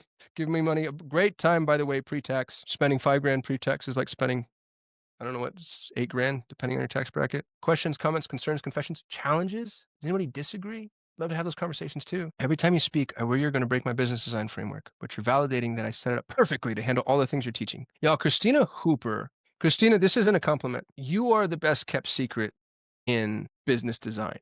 And I'm kind of sick of telling you that. You know what I mean? Like, get out there and do the shit, lady. You should be so much bigger than you are. Christina's in my 3X Freedom community. She teaches a lot there. I got real sick. I had to go to Europe. And so she bailed me out because I promised a framework every Friday. And the stuff she teaches is amazing. She's so, so, so smart. I need more of you on perpetual traffic. Go tell Ralph that, Nicholas. Ralph tried to charge me the last time I tried to be on perpetual traffic. That's a true story. Somebody go shame him. Are we getting a replay? Yvonne, are we giving away replays? I think we Yeah. should. Yeah. So if Yeah. if you're here, if you register, then yeah, you will get a replay. We will also ensure that the link to the free resources will be in an email reminder. So if you register, you will get that as well. So Can I yeah, put we're this in 3X Freedom? yeah, I think so. Let's do that. We'll put the replay in 3X and then maybe turn this into a framework unto itself, and then I can sell it. Yeah. Will AI be able to understand emotion? Yeah, without question. Go watch Peter Diamandis's, what's that guy's name? AGW talks about that. Go watch Peter Diamandis. Yeah, I'm not kidding. Go watch Peter Diamandis' podcast. Watch the last 6 of them. It's a big ask because they're 2.5 hours apiece. But it catches you up and it gives you such a firm understanding of how much we don't understand at the risk of being obnoxious. Starting an agency will work in 2.5 years. No, I think the agency model's dead. Think about the definition of the word agency. Agency, from a literal perspective, is somebody doing something on your behalf. It's somebody assuming agency for you. Agency is arbitrage. And so I think there's still going to be a need for certain types of agencies that bridge every epoch.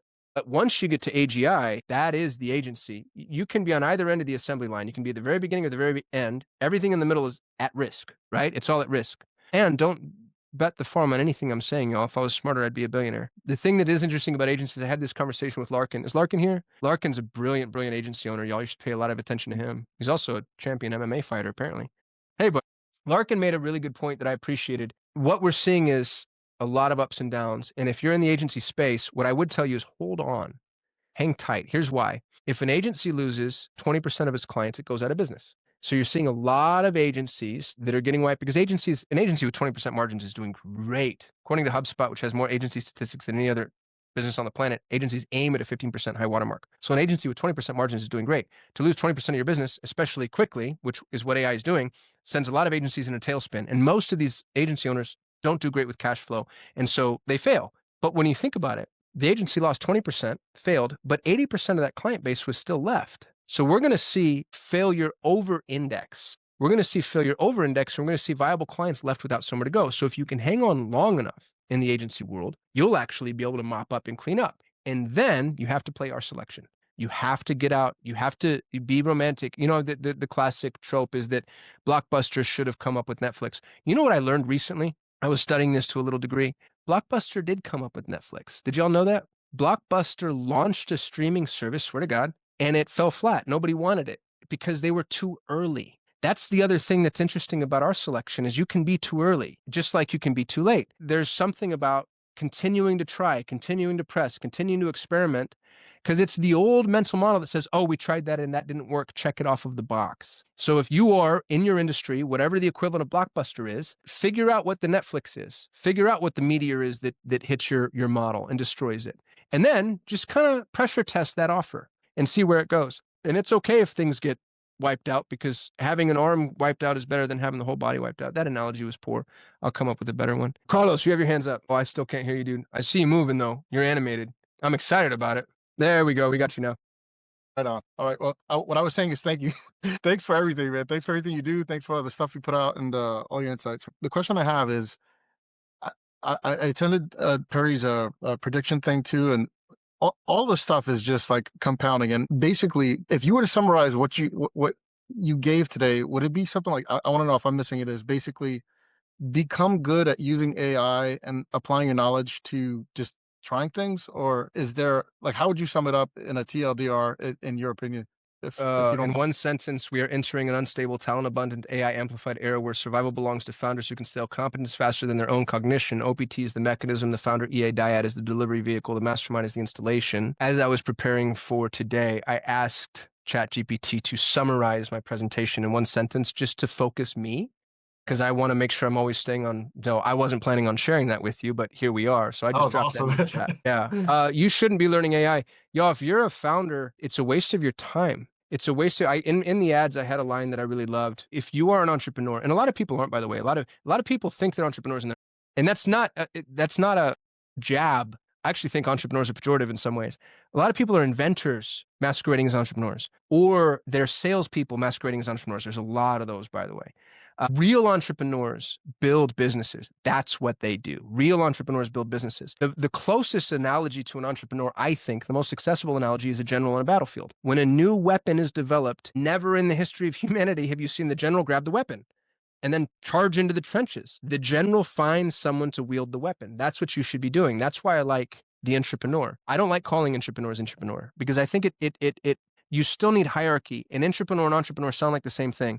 So as damning as this sounds, and I have employees of mine on this call, so please forgive me for however elitist this sounds, people still need to know who's in charge. So I like executive assistant for that reason. I think that that's the nomenclature that resonates and will find you the right people. But I wouldn't go learn AI. There's no reason to. You can learn AI theory. You need to know what AI can do. But man, if you're in N8N, you're not an entrepreneur. You're an engineer or you're a builder or you're an inventor. And God bless you. You're a better human than I am. But like, if you really like getting your hands dirty, go be an entrepreneur for somebody else. The entrepreneur takes the risks, defines the vision. That's what an entrepreneur does. And the risks don't need to be substantial, by the way, right? Especially when you're hiring internationally. So that's where I think people should be headed. I hope that's helpful. It is, and I think the reason why I asked, if you don't mind, a follow-up question is because like in my heart, I'm a sales guy and in marketing. Like I did direct response stuff, but sales, and I'm really good at helping people with tactical stuff and coming up with like try this instead of that. But doing it on my own has been a little it's a little bewildering, especially Dude, as a that's what I freelancer. keep hearing. So everybody keeps, everybody's like, I'm alone. I'm in a silo. That's why we launched this. We actually, interestingly, we weren't going to sell this. We launched OPT Mastery for Pareto clients because I would sell people an EA and then they'd be like, all right, now what do I do with them? And so we were just going to train our clients on delegation. And then me and Yvonne, when we started building the model, we were like, this is insanely valuable. Why don't we open this up to the public? And really, honestly, my hope, I'm not making my bones on $5,000 a year. What I want to do is get people in, show them the light, teach them how to do it, and then show them, here's how you hire one of my EAs. So this is a very high value ascension. It's not going to be a pitch fest, I swear to God. But what I do want is I want to show people, because when I see what my people do, most folks look at it and be like, that's impossible. There's no way. I have 11 businesses. I didn't build one myself. I didn't build one. So we built OPT Mastery so we could lift the hood, open the Komodo. I'll show everything. I'm going to be in there for 100 hours this coming year. Incidentally, at the risk of sounding like a predatory marketer, the price will go up. Why, Kasim? Why will the price go up? And what will it go up to? I don't know. Here's what happens is I fill up the room, and then as more people come, I raise the price. Why? Because you have to balance that, right? Like if the room gets excessively large, that means that you're not charging enough and you actually dilute the quality. So anytime you have a mastermind, you have a network effect and you have to control that network. We priced it somewhere that we knew would be accessible to entrepreneurs and only entrepreneurs. That's the other thing too, is you can't have entrepreneurs in the room. They bog everybody down. They ask questions that slows down the room and it slows down the group. And God bless, by the way, I'm attending to that with 3X Freedom. But you need people that have an offer that's validated, that actually have a customer, that actually have a merchant processor and a bank account and are actually making money. And then we're all going to get in a room and we're going to powwow and talk about, these are the opportunities, this is what's working. And then Yvonne and I have developed, Yvonne, if y'all don't know this, Yvonne was my EA. He's the greatest EA I've ever had in my entire life. I found him, he was a kid in Poland. He's going to school. He's Ukrainian by nationality, but he was in school in Poland. And I still have the message on Freelancer. He messaged me and he goes, I'll do anything for $1,000. And I was like, we'll see. And then I just tried to break him. And I sent him the most extraordinarily difficult tasks, things I couldn't figure out, shit without a solution. And never in my life have I experienced anybody that could just run through walls. He just couldn't be stopped. He was a miracle of a human being. And he had a meteoric rise at Solutions 8. He became the head of our technical team, then our CTO. He managed my entire exit. If you've ever been through an exit, by the way, it was 9 months of due diligence hell with Goldman Sachs douchebags. I didn't touch any of it. Yvonne did it all. After we made an exit, he and I were figuring life out and we ended up being business partners. So I took the greatest EA I've ever had, and then I put him in a room to train a bunch of EAs. I used the stones to break the stones, if you will. And so far, it's been, I think, one of the best partnerships I've ever had. Yvonne and I have created the dyad framework. That's what we want to give away during the OPT thing. So if you feel like I'm alone, I don't have my group, I'm flying by myself, this is the thing. This is the unlock. And that's what we want to do. We want to give people that, that community. The other thing that I fully anticipate happening is identifying opportunities that I can't avail, which, by the way, is happening all the time. I own AEO.co. Answer engine optimization, I think, is if you want to open an agency, go open an AEO agency. Here's what's really interesting about it. I have more data on what answer optimization actually takes than any human alive except maybe Monik Bond. And some of the things I need, I don't have. For instance, I need people that can do large-scale schema for e-commerce sites. Interesting. If we were in a mastermind with a couple hundred entrepreneurs and I said that out loud, somebody might say, oh, you know what? I can do that, or I can build it. And suddenly I have a strategic partner. That's the type of nuance that you need in an R-selected economy, right? You need to be able to hey, does anybody know how to figure this out? Because bam, now we have a mashup and we can go to market with this. So that's what I want. I want I promised Yvonne I wouldn't say this, but I'm going to say it anyway. I want it to feel like an incubator. I want it to feel like a bunch of people come together building shit. Look at him. Look at him laughing at me. Prick. He's so mean to me. I want it to feel like that. I want it to feel like a bunch of people coming together, building things. And obviously we're going to teach, and we're going to teach everything that we have. But yeah, so I have an incubator yeah. Anyway, that was it. I hope that answered your question. Do we have I haven't been paying attention to chat. Where's the line where an entrepreneur is ready for an EA versus two? Here's the thing is if you're cash flow positive, the first hire you should make is an assistant. Because this is what you know. Is every minute you spent in your realm of genius? And if the answer is no, then you should have somebody doing all the other things that you shouldn't be doing. And entrepreneurs spend the majority of their time outside their realm of genius. Here's what's true about entrepreneurship that's not true about any other endeavor. Your time is worth a multiple. So saith the economy. I sold Solutions 8, not allowed to say, for 6 to 8x is what agencies usually trade for. That means that the M&A world, which are all godless, soulless, satanic douchebags, by the way, but they're also the smartest people on the planet. They've decided that my time is worth 8 times. 8 times. Now, if I were in SaaS, it'd be worth 30 times. Recruiting's worth 10 times. As an entrepreneur, your time is worth a multiple. So if you bill, if you're not bill, you bill at $500 an hour, let's say, and if you're not billing at that, you should be, or higher. And you're in an industry that has a 10x multiple, which is actually a relatively low multiple, that means your time is actually worth $5,000 an hour. So if you are checking your own mail, you are leaving money on the table. You're wasting money. That's a mathematical truism. Find yourself a killer EA. And y'all, these people exist. They're 1 out of 1,000, but there's 8 billion people on the planet, or 9, however many now. 1 out of 1,000 is doable. And I gave you the framework. It's absolutely free. Find yourself there. Gina, the gal that works for me, y'all should see Gina. Poor Gina, I'm about to make fun of her. Gina, please don't hate me. She's so young. I think she's 22 years old. She gets on and you're like, who's the high school kid that just showed up? She's a bloodthirsty killer. She's a deadly assassin. She's so competent. She's so capable. She's so smart. She's so thoughtful. She's so accountable. She's amazing. I don't know what I'd do without her. Yvonne's EA, Ampy, same thing. You should have seen Ampy. And you know what I love about Ampy? She challenges me. I messaged Ampy the other day. It was 2 days ago. And I was like, hey, here's the video for this presentation. Here's something else. And Ampy goes, I'm actually worried about this. I think that's a bad idea. We should do this instead. Where do you get that outside of this entrepreneurial mind? And there's a framework for finding it. So if you have any amount of cash flow, go spend that money on your EA. I swear to God, you don't have to buy an EA through me. We're expensive, by the way. We're a premium. Promise you, as we should be, because we're the best. If you don't want to hire through us, use my framework, hire your own. That's the unlock. That's the thing that will give you the time to really grow your business. I promise you, 80% of your time is spent outside of your realm of genius at an absolute minimum. That means 4/5 of your time. So if you hire an EA that can manage that 4/5, that means you get to 5x your realm of genius, 5x your business. Challenge my math. That was a good question. That's what a lot of new clients from Pareto actually say. And once they, for the first time, hear the pitch, is that I never could have believed that this person can do that much. Yeah. Like for all of you who who saw Kasim's registration page for the webinar, and that's all of you. All of the registration page with all of the automations, with all of the emails, with all of the reminders behind it was built by my EA, by Ampy on this call.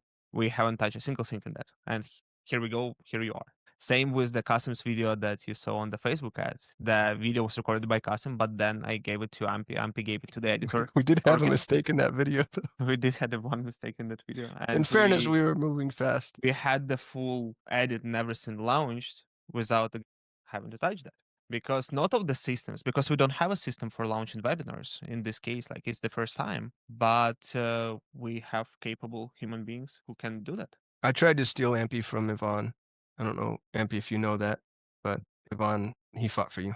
I think you try to steal everyone's EA. I have tried to. I've stolen a lot of EAs. I got Vicente. I think I got Vicente. Matt and I was about to hire Vicente, and I got him. And I told Matt, I was like, "You missed out, dude. Vicente's freaking just amazing." Matt got someone good as well. Yeah, Matt got a killer too, I know. What are the questions? I don't want to make this a pitch fest. How do we move the needle? We've got 11 more minutes. How do we change y'all's life? What's the thing where you're like, dude, I need help with this, or we, you know, it may be topically relevant. Nothing. Everybody's perfect. Your lives are perfect and you have no problem. I love that. What a beautiful world we live in. This is great. Carlos, you go again, dude. You're super chatty. I like that. Well, I don't want to hog up. I just have questions, man, and I hope Nobody else is showing up, dude. Yeah, you're the one. because like I'm still trying to wrap my head around what you said. So if you're entrepreneurial, you shouldn't be messing around with AI. Is that what? You shouldn't be building Dude, with it. no, I think you should understand AI from a again. It's think of yourself as a general. The general understands the strategy. You know what I mean? It's like Douglas MacArthur. There's a good quote about Douglas MacArthur. He came to his engineers and he goes, "I want all the tanks on the other side of the river by Friday or whatever it was." And they're like, "All right, so do you want a bridge?" And he's like, "All the tanks, other side of the river, Friday." And they're like, "All right, so a tunnel?" And he's like, "All the tanks."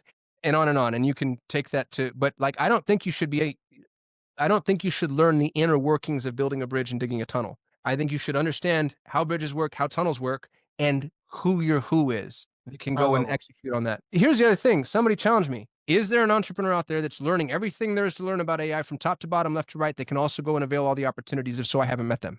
I haven't. Everybody I know that's really moving the needle, Tim Bratton's a great example. Tim Bratton's one of the most brilliant entrepreneurs I've ever met. He's a Pareto client. He was our very first client.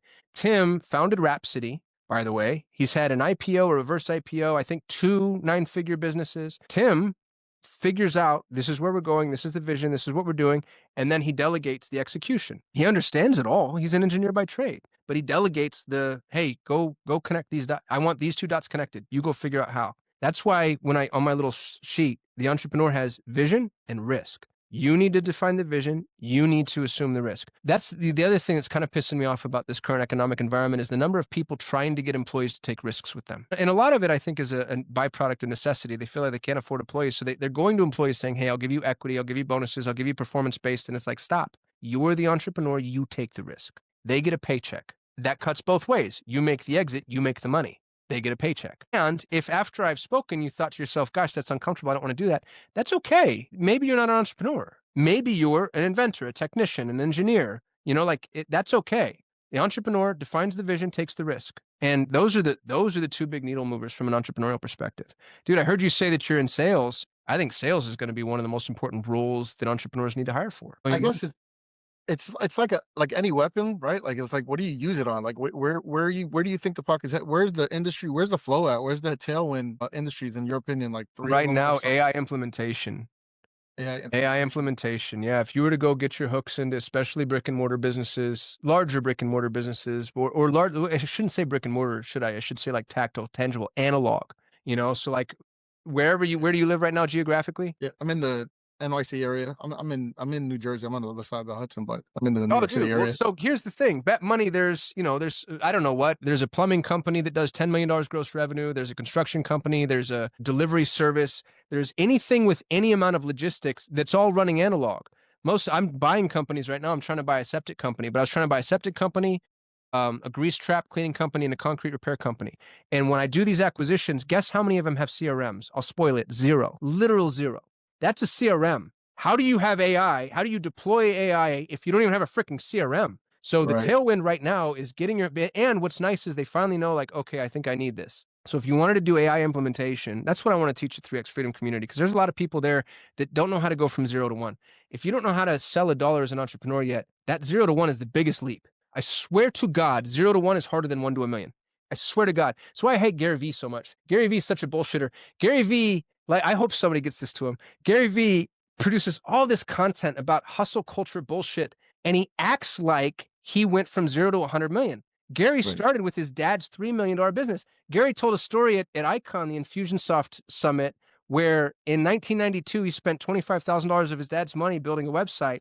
And he's like, oh, and my Russian Jewish father wasn't very happy about that. Ha, ha, ha, ha, ha. And it's like, how many of us had $1,000 margin of entrepreneurial error in a $3 million sandbox? So I'm not pissing on Gary Vee just to piss on him. What I hate about him is he gives advice to people that are 0 trying to go to 1 based off of 3 million to 100 million. 0 to 1 is harder than 3 million to 100 million by 1,000 times. But you got Gary Vee who doesn't understand that. He thinks, 0 to 3 is closer on the map than 3 to 100 million. I'm basically a 0 to 100 million guy. No, you're not, Gary Vee. You are not. 0 to 1 is hard. If you need to go from 0 to 1, I think the thing to do is to sell something like, and it should be 2 roles. Every good partnership has 2 roles. One person makes promises, one person keeps promises. One person brings customers, one person does fulfillment. Every great partnership I've ever had has been built like that. I've been on both sides of that aisle. With me and Yvonne, I bring customers, he executes. If you're a really good sales guy, go find someone who's really good at implementation. And they're everywhere, by the way. There's eggheads sitting around wishing they had business. I'd go into my 3X Freedom community. There's going to be a bunch of them there. Sergio, you got your I'm hand there, up. Matt.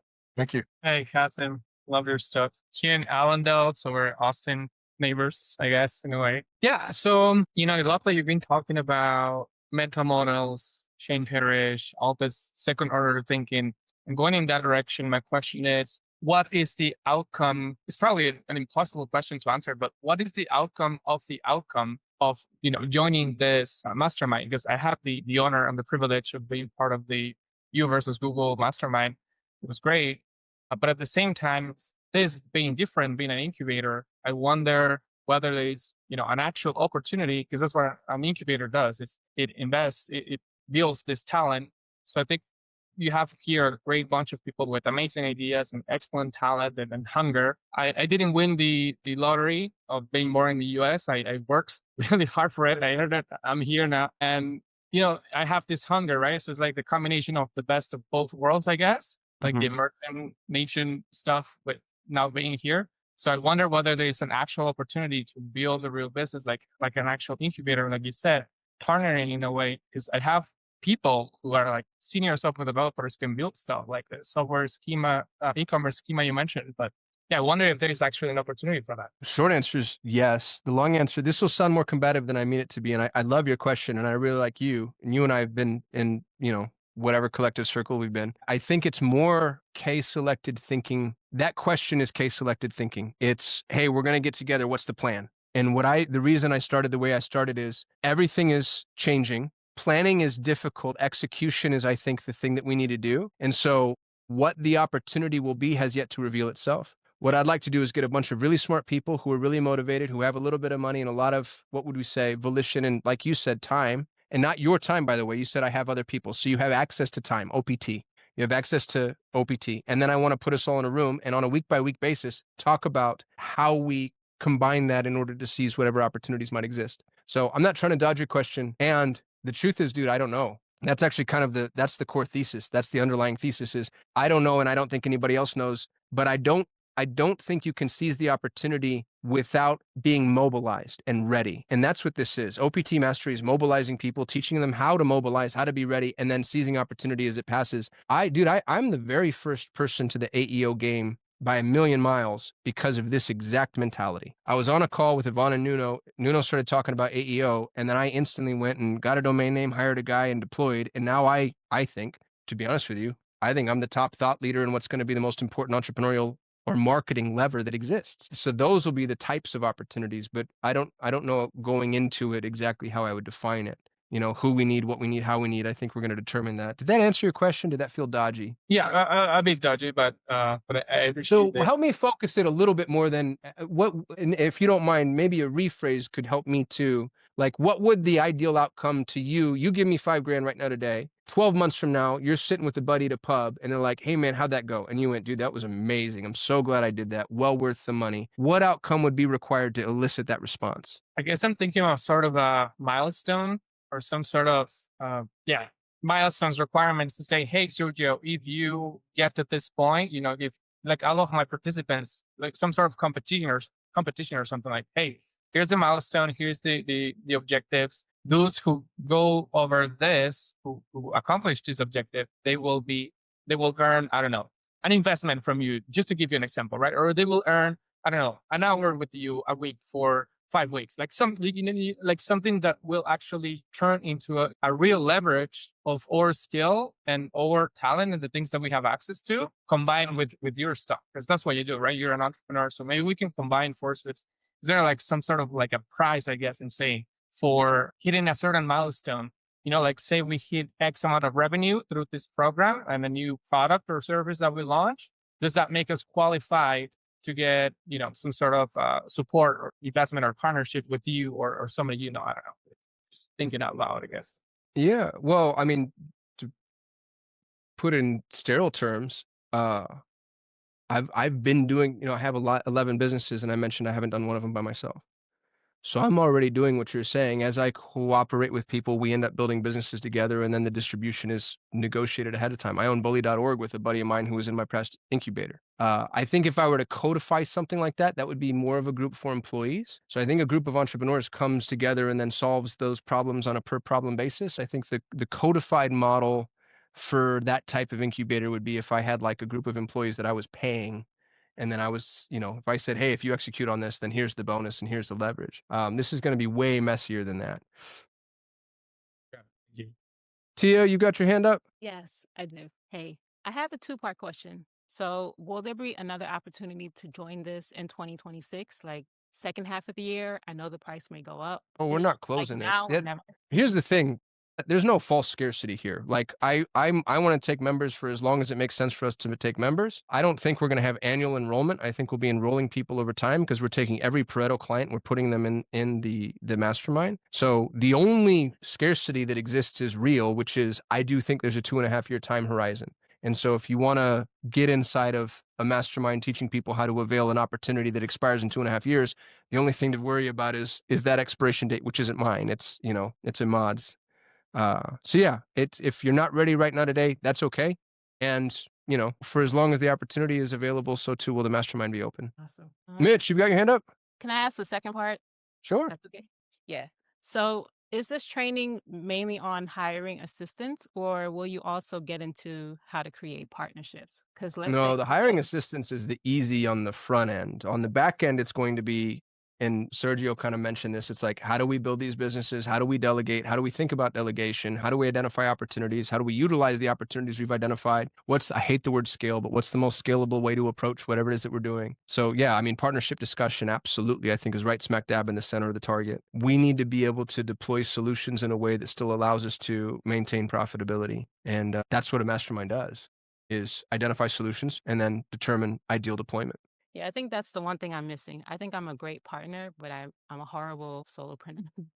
So Yeah. Well, and again, back to the original thesis, that's why we did this. We want to, because we're all alone. Entrepreneurship is so lonely, it's so lonely. And so to have a place you can go with a bunch of other people who are also alone, it doesn't change the fact that you're alone because we're still operating in separate silos. We're not the same entity or same organization, but it gives us the water cooler that we would otherwise lack. yeah, I've been an entrepreneur for other people, but now it's time for me to do it for myself, like to have a team, my own team. So it's just I recently invested in something else, like a major investment. So I'm like trying to Yeah, navigate. here's the other thing that I'd ask of everybody. I don't believe in debt. I think usury is the worst part of the industrialized world. Don't go at risk for this. If five grand can be uncomfortable, but if it's not an easy pull, don't do it. Nobody go run up a credit card. It doesn't make any damn sense. I don't believe in that approach to entrepreneurship. So thank you for saying that, Tia. And yeah, I mean, be wise. Mitch? Hey, Kasim. So shame on me. I've been in on your stuff now for a couple years through Front Row Dads and other spots. Always been super energized for it, but I've never found a way to push it into the biotech hard science startup world that we're living in. Still a lot of pre-revenue stuff like that. And so maybe I'm just giving myself some pity here, I guess. I don't know where to go with this, because I mean, not that you're doing the same thing you did 2 years ago, but you're still motivating in a similar way, and I'm still not going anywhere with it. So question mark, maybe, if I raise my voice at the end, maybe there's a question in So that. I think what I heard is you have specialized knowledge that you haven't been able to transition into being entrepreneurial. Yeah. Or like I tell myself a story that this is for the stuff you always have done is for agencies and other businesses and not for single customer, high end work, hard science stuff. Yeah, I think that continues to be true, to be honest with you. I think Okay. what I'm good at is building businesses. All my clients are business builders, even if they don't know it for the most part. Everybody who has a Pareto EA, I think the thing that you do eludes me. The reason that we're missing each other is because it does feel square peg round hole. That wouldn't be me pushing you away. I'd love to have you in the group, in the community, and I'd hate to sell you something and then have you and I staring at each other across the aisle being like, dude, I don't know how to do what you do, and you don't know how to do what I do. So, I'd say that to anybody on the call. The EA pitch should make a lot of sense. If it doesn't, don't do it. I can't imagine, Mitch, that you don't need an EA, because I'm sure you do, especially given what you do, but the way that you would use them would be very, very different. Yeah, and I think I'm going to pull the trigger more as you've talked more about your personal VA and how you use it for more than just CRM management and things like that. And you told a story a long time ago about your kids were interested in scuba stuff, so you had one of your early VAs like do a whole bunch of research into what scuba stuff to buy, and I've always thought about that. So Yeah. So the amount of time that we spend on a daily basis on things that would be more profitable spent elsewhere, you take all of that and you send it to your EA. Poor Gina, God bless her. Everything. I did a tour of Costa Rica. My EA planned my tour of Costa Rica. My Christmas presents were all purchased by my EA. So I think that anything you can do to salvage your time's the one thing, y'all. That's the needle mover right now. That's why we named this OPT, because time is the leverage point. It's weird to be in an environment where money's not the leverage point. But anyway, thanks, Kasim. Always good to see you. Appreciate you, buddy. Jason, what's up, homie? What's up, brother? How you doing? You really are. Two questions. Well, first, a statement. You just said that to Mitch. You said to him, and I'm butchering it, having specialized knowledge that he has not been able to monetize in a way. And that's that purgatory state that I am. I have a lot of domain knowledge that I know that can solve problems for people. I just don't know how to create the right offer. I can identify problems, but I don't know how to package it and then deliver it where it makes sense to people. And that's this purgatory that I'm in. But I also know I need someone else to offload these grunt labor task things that it's just not the highest and best use of my time. So let me kind of start with that. And I hope that I was clear in articulating what is in my brain. That's the 0-1 I was talking about. 0 to 1 is harder than 1 to 100 million. You know who's great at 0 to 1 is Christina Hooper. I think there are a trillion 0 to 1 opportunities. I'm good at 0 to 1, but it's also not what we're doing in the mastermind. So I think for anybody, if you have an established business, if you have established cash flow, mastermind's great. If not, even if you have money, don't join the mastermind, because that's all we're going to be talking about is current business, current problems, current whatever. I think 0 to 1 needs a different group, and that's where I'd like, I'm going to serve that through 3X Freedom. And that's not me batting you away, dude, because I love you. And I just don't want to say something you're not going to use. So this is for, the folks that have something that they want to grow, build on, protect, increase the optionality for. But if it's like, oh, I want to start a business, build a business, I think that's a different group, different crew. I agree with you, and I don't receive that as batting me away. That's just candid truth. And after I was listening to it, I was like, I'm not ready for that room, because I would be slowing that room down. Right? Yeah. And and we would be having you climb a ladder propped up against the entirely wrong wall. Yeah, fair. So, and I actually wrote it in my notes here about the 0 to 1, which goes back to the 3X community. I'm loosely quoting you, and this is to counter you now. So you were looking for a different view on what you presented. I recall you mentioning in 3X about basically stop making all of these half-built bridges, being a generalist, doing a lot of this here, there, here. Mm-hmm. Now it seems like I'm hearing you got to have a bunch of these little babies out there and have your hand in everything. No, so actually, am I receiving it? Did I miss that? Both statements are still cogent. Here's what here's what the 0 to 1 crowd does, and I'm about to slander our collective environment. The 0 to 1 crowd starts something, stops it, starts something, stops it, starts something, stops it. They do that 50 times, and they have 50 half-built bridges. If you've ever seen Ryan Dice's talk on half-built bridges, it's great. A half-built bridge in a K-selected economy or R-selected economy is worthless, because it's a bridge to nowhere. It doesn't go anywhere. In an K-selected economy, you want to build stone bridges, but you want to build start to finish all the way. In an R-selected economy, you want to build a lot of stick bridges and then figure out which one works and then maybe strengthen it, improve it, partner with somebody on it, etc. 0 to 1 folks don't build any bridges. They plan bridges, read about bridges, learn about bridges, talk about bridges, buy courses on bridges, but they don't build a damn thing. You know what you want to do right now? If you're one of my 0 to 1 people, and this is you, Jason, it's everybody else, right now, today, ship an offer.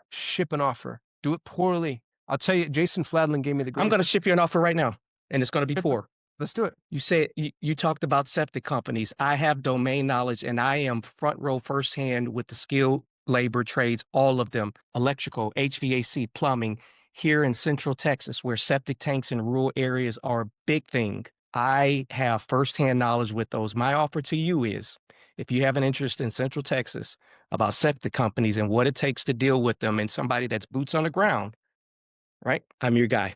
Wait, I haven't heard an offer yet. I've heard a problem. So the offer is, would you like to hire me to consult with you as firsthand domain knowledge about what the end consumer needs, not from the business owner, but the consumer needs with septic companies when you're dealing these, we call them on-site sewer facilities here, about what that process looks like from the consumer's need, their pain points. Yeah, dude. Say So ship I and love offer, that. bro. There it is. That's a real offer. Here's what you need to do now. And this is what everybody needs to do with every offer that's ever been offered. You need to do that 100 times. All my 0 to 1 people, you do what Jason just did. You come up with an offer. So Jason's like, I have domain experience in the septic space, and I can improve the efficiency of this particular model. And then Jason will go to 100 different septic companies and make that exact same offer. Do you want me to improve and every time he makes the offer, what's going to happen? Somebody's going to say, well, wait a minute, what about this? Or how do you do that? Or this doesn't make sense. And the offer gets a little better, and the offer gets a little better, and the offer gets a little better, and the offer gets a little better. And then one day, the craziest shit in the world happens. Somebody actually gives you money, and you go, oh God, what do I do now? And then you build the bridge. Ship an offer. If you're 0 right now, I'll tell you what everybody who's 0 to 1, and I promise you, I swear to God, I'm not being sarcastic. If you don't know what to do from an entrepreneurial perspective, go to Home Depot. If you live next to Home Depot, if you don't, go to whatever the Home Depot equivalent is for you. Buy a bucket, water, soap, and a squeegee. And then go door to door selling window cleaning. Where in the industrial world is there not an office complex with dirty windows? What did we just do? We just solved the traffic problem. You now have traffic and you have demand. And you're going to knock on doors selling window cleaning. And you're going to go door to door selling, which is the worst, least scalable, least profitable business in the world. But you're going to learn everything that you need to learn about going from 0 to 1. You're going to learn things like marketing, sales pitch, communication, follow-up, invoicing, et cetera, et cetera. And along the way, you're going to be knocking on doors and trying to drum up business, and you're going to be washing these windows. And this is called the corridor principle. You're never going to identify the right opportunity until you're already on the field of battle. Once you're in the corridor, you're going to be knocking on the doors and you realize something like, oh man, everybody's receptionist is busy. I walk into all these offices and the receptionist isn't there, or he or she's on the phone, or they're overwhelmed. There should really be like a remote receptionist thing. Imagine if there was like an iPad, and when you walk, and now all of a sudden you go from window washing to a remote, and that's the corridor principle. Yvonne and I started Pareto Talent because we were trying to build a business that did SaaS for self-storage facilities. If you're 0 to 1, start a window washing company. Do it right now today. Or if you're like Jason and you have some domain authority knowledge, start whatever the window washing equivalent is in your domain, meaning the easiest, cheapest, most accessible business. Because I promise you, statistically speaking, the business will fail. Swear to God, that's just what's going to happen. But that failure will teach you the next business. The thing you need to do is manage your downside risk. Do not go invest a bunch of money, run up a credit card, quit your job, manage your downside risk. You can learn to be an entrepreneur on nights and weekends with $0 down, especially today. I'm going to mispronounce your name, but I'm doing my best. Hello, Chunlin. Hey, Chunlin. Thanks for being here. What's your question? I first started seeing you with Kevin King. I'm from the Amazon community. Oh, yeah. He has some dirty pictures of me, so I have to talk his mastermind. Yeah. So, and then I got into Perry Belcher, and yesterday, I don't know how I got here. My question actually is, so I've been on Amazon for 10 years, right? I actually hit 7 figures, and then I went down, like completely down. I'm now like 10% of whatever I used to be. So my question is this mastermind going to be useful for someone like me? Because right now I'm kind of at a juncture where I kind of don't know what to do. I know what to do, and yet I don't know what to do, right? And I thought of abandoning my business because I thought, all the science things, I should just change my distribution model and then just go all out in AI and do a lot of little micro sets as per Perry Belcher thing. At the same time, I'm like, well, I'm very good at building products. I'm very good at identifying products and building the right solutions. Like I created 4 best-selling top sellers, and they were all copied, like ruthlessly copied. So I know I'm good at so I know I'm good at identifying opportunities and creating solutions for them. But so my question is, because you said not to sell the credit, not to take a loan, and because I'm really bad now financially, is this the right place for me? No. In saying that, wait, let me pause first. In saying that, when I first started the business, I took a mortgage out of my house to start the business, and it was the best thing because my house, the equity in my house was not doing anything in my head, right? So I was trying to make that money work. So I used the equity in my house to start the business, and I got an upgraded house from that.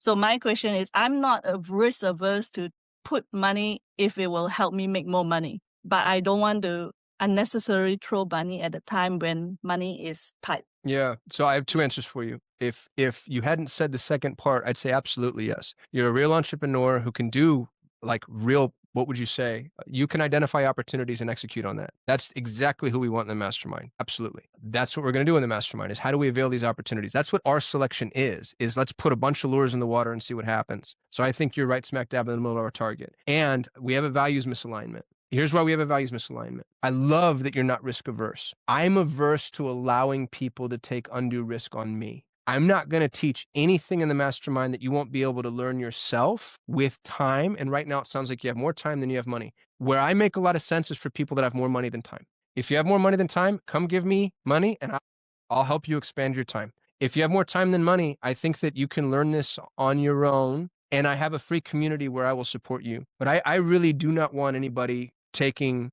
that type of I just can't reconcile myself to that. And I hope that's okay. I'm not trying to make the decision on your behalf, but man, if you had $5,000, $5,000 gets you a couple months with a really killer EA or a bunch of other things where I think that the balance of risks is outweighed in the mastermind's favor. This should, again, if the amount's uncomfortable, that's okay, but it should be accessible. It should be an amount of money that you can spend without it. I don't want anybody to, look at us as a life preserver because we're not. A lot of this is, hey, let's identify the opportunities together and we don't know when they're going to come up. So I love that you said that. You and I are kindred spirits in a lot of ways because I'm the same way in terms of my accessibility to risk. And I don't think this is the right call for anybody who's like, you know what, I don't have it, but I can get it. There's other places to go.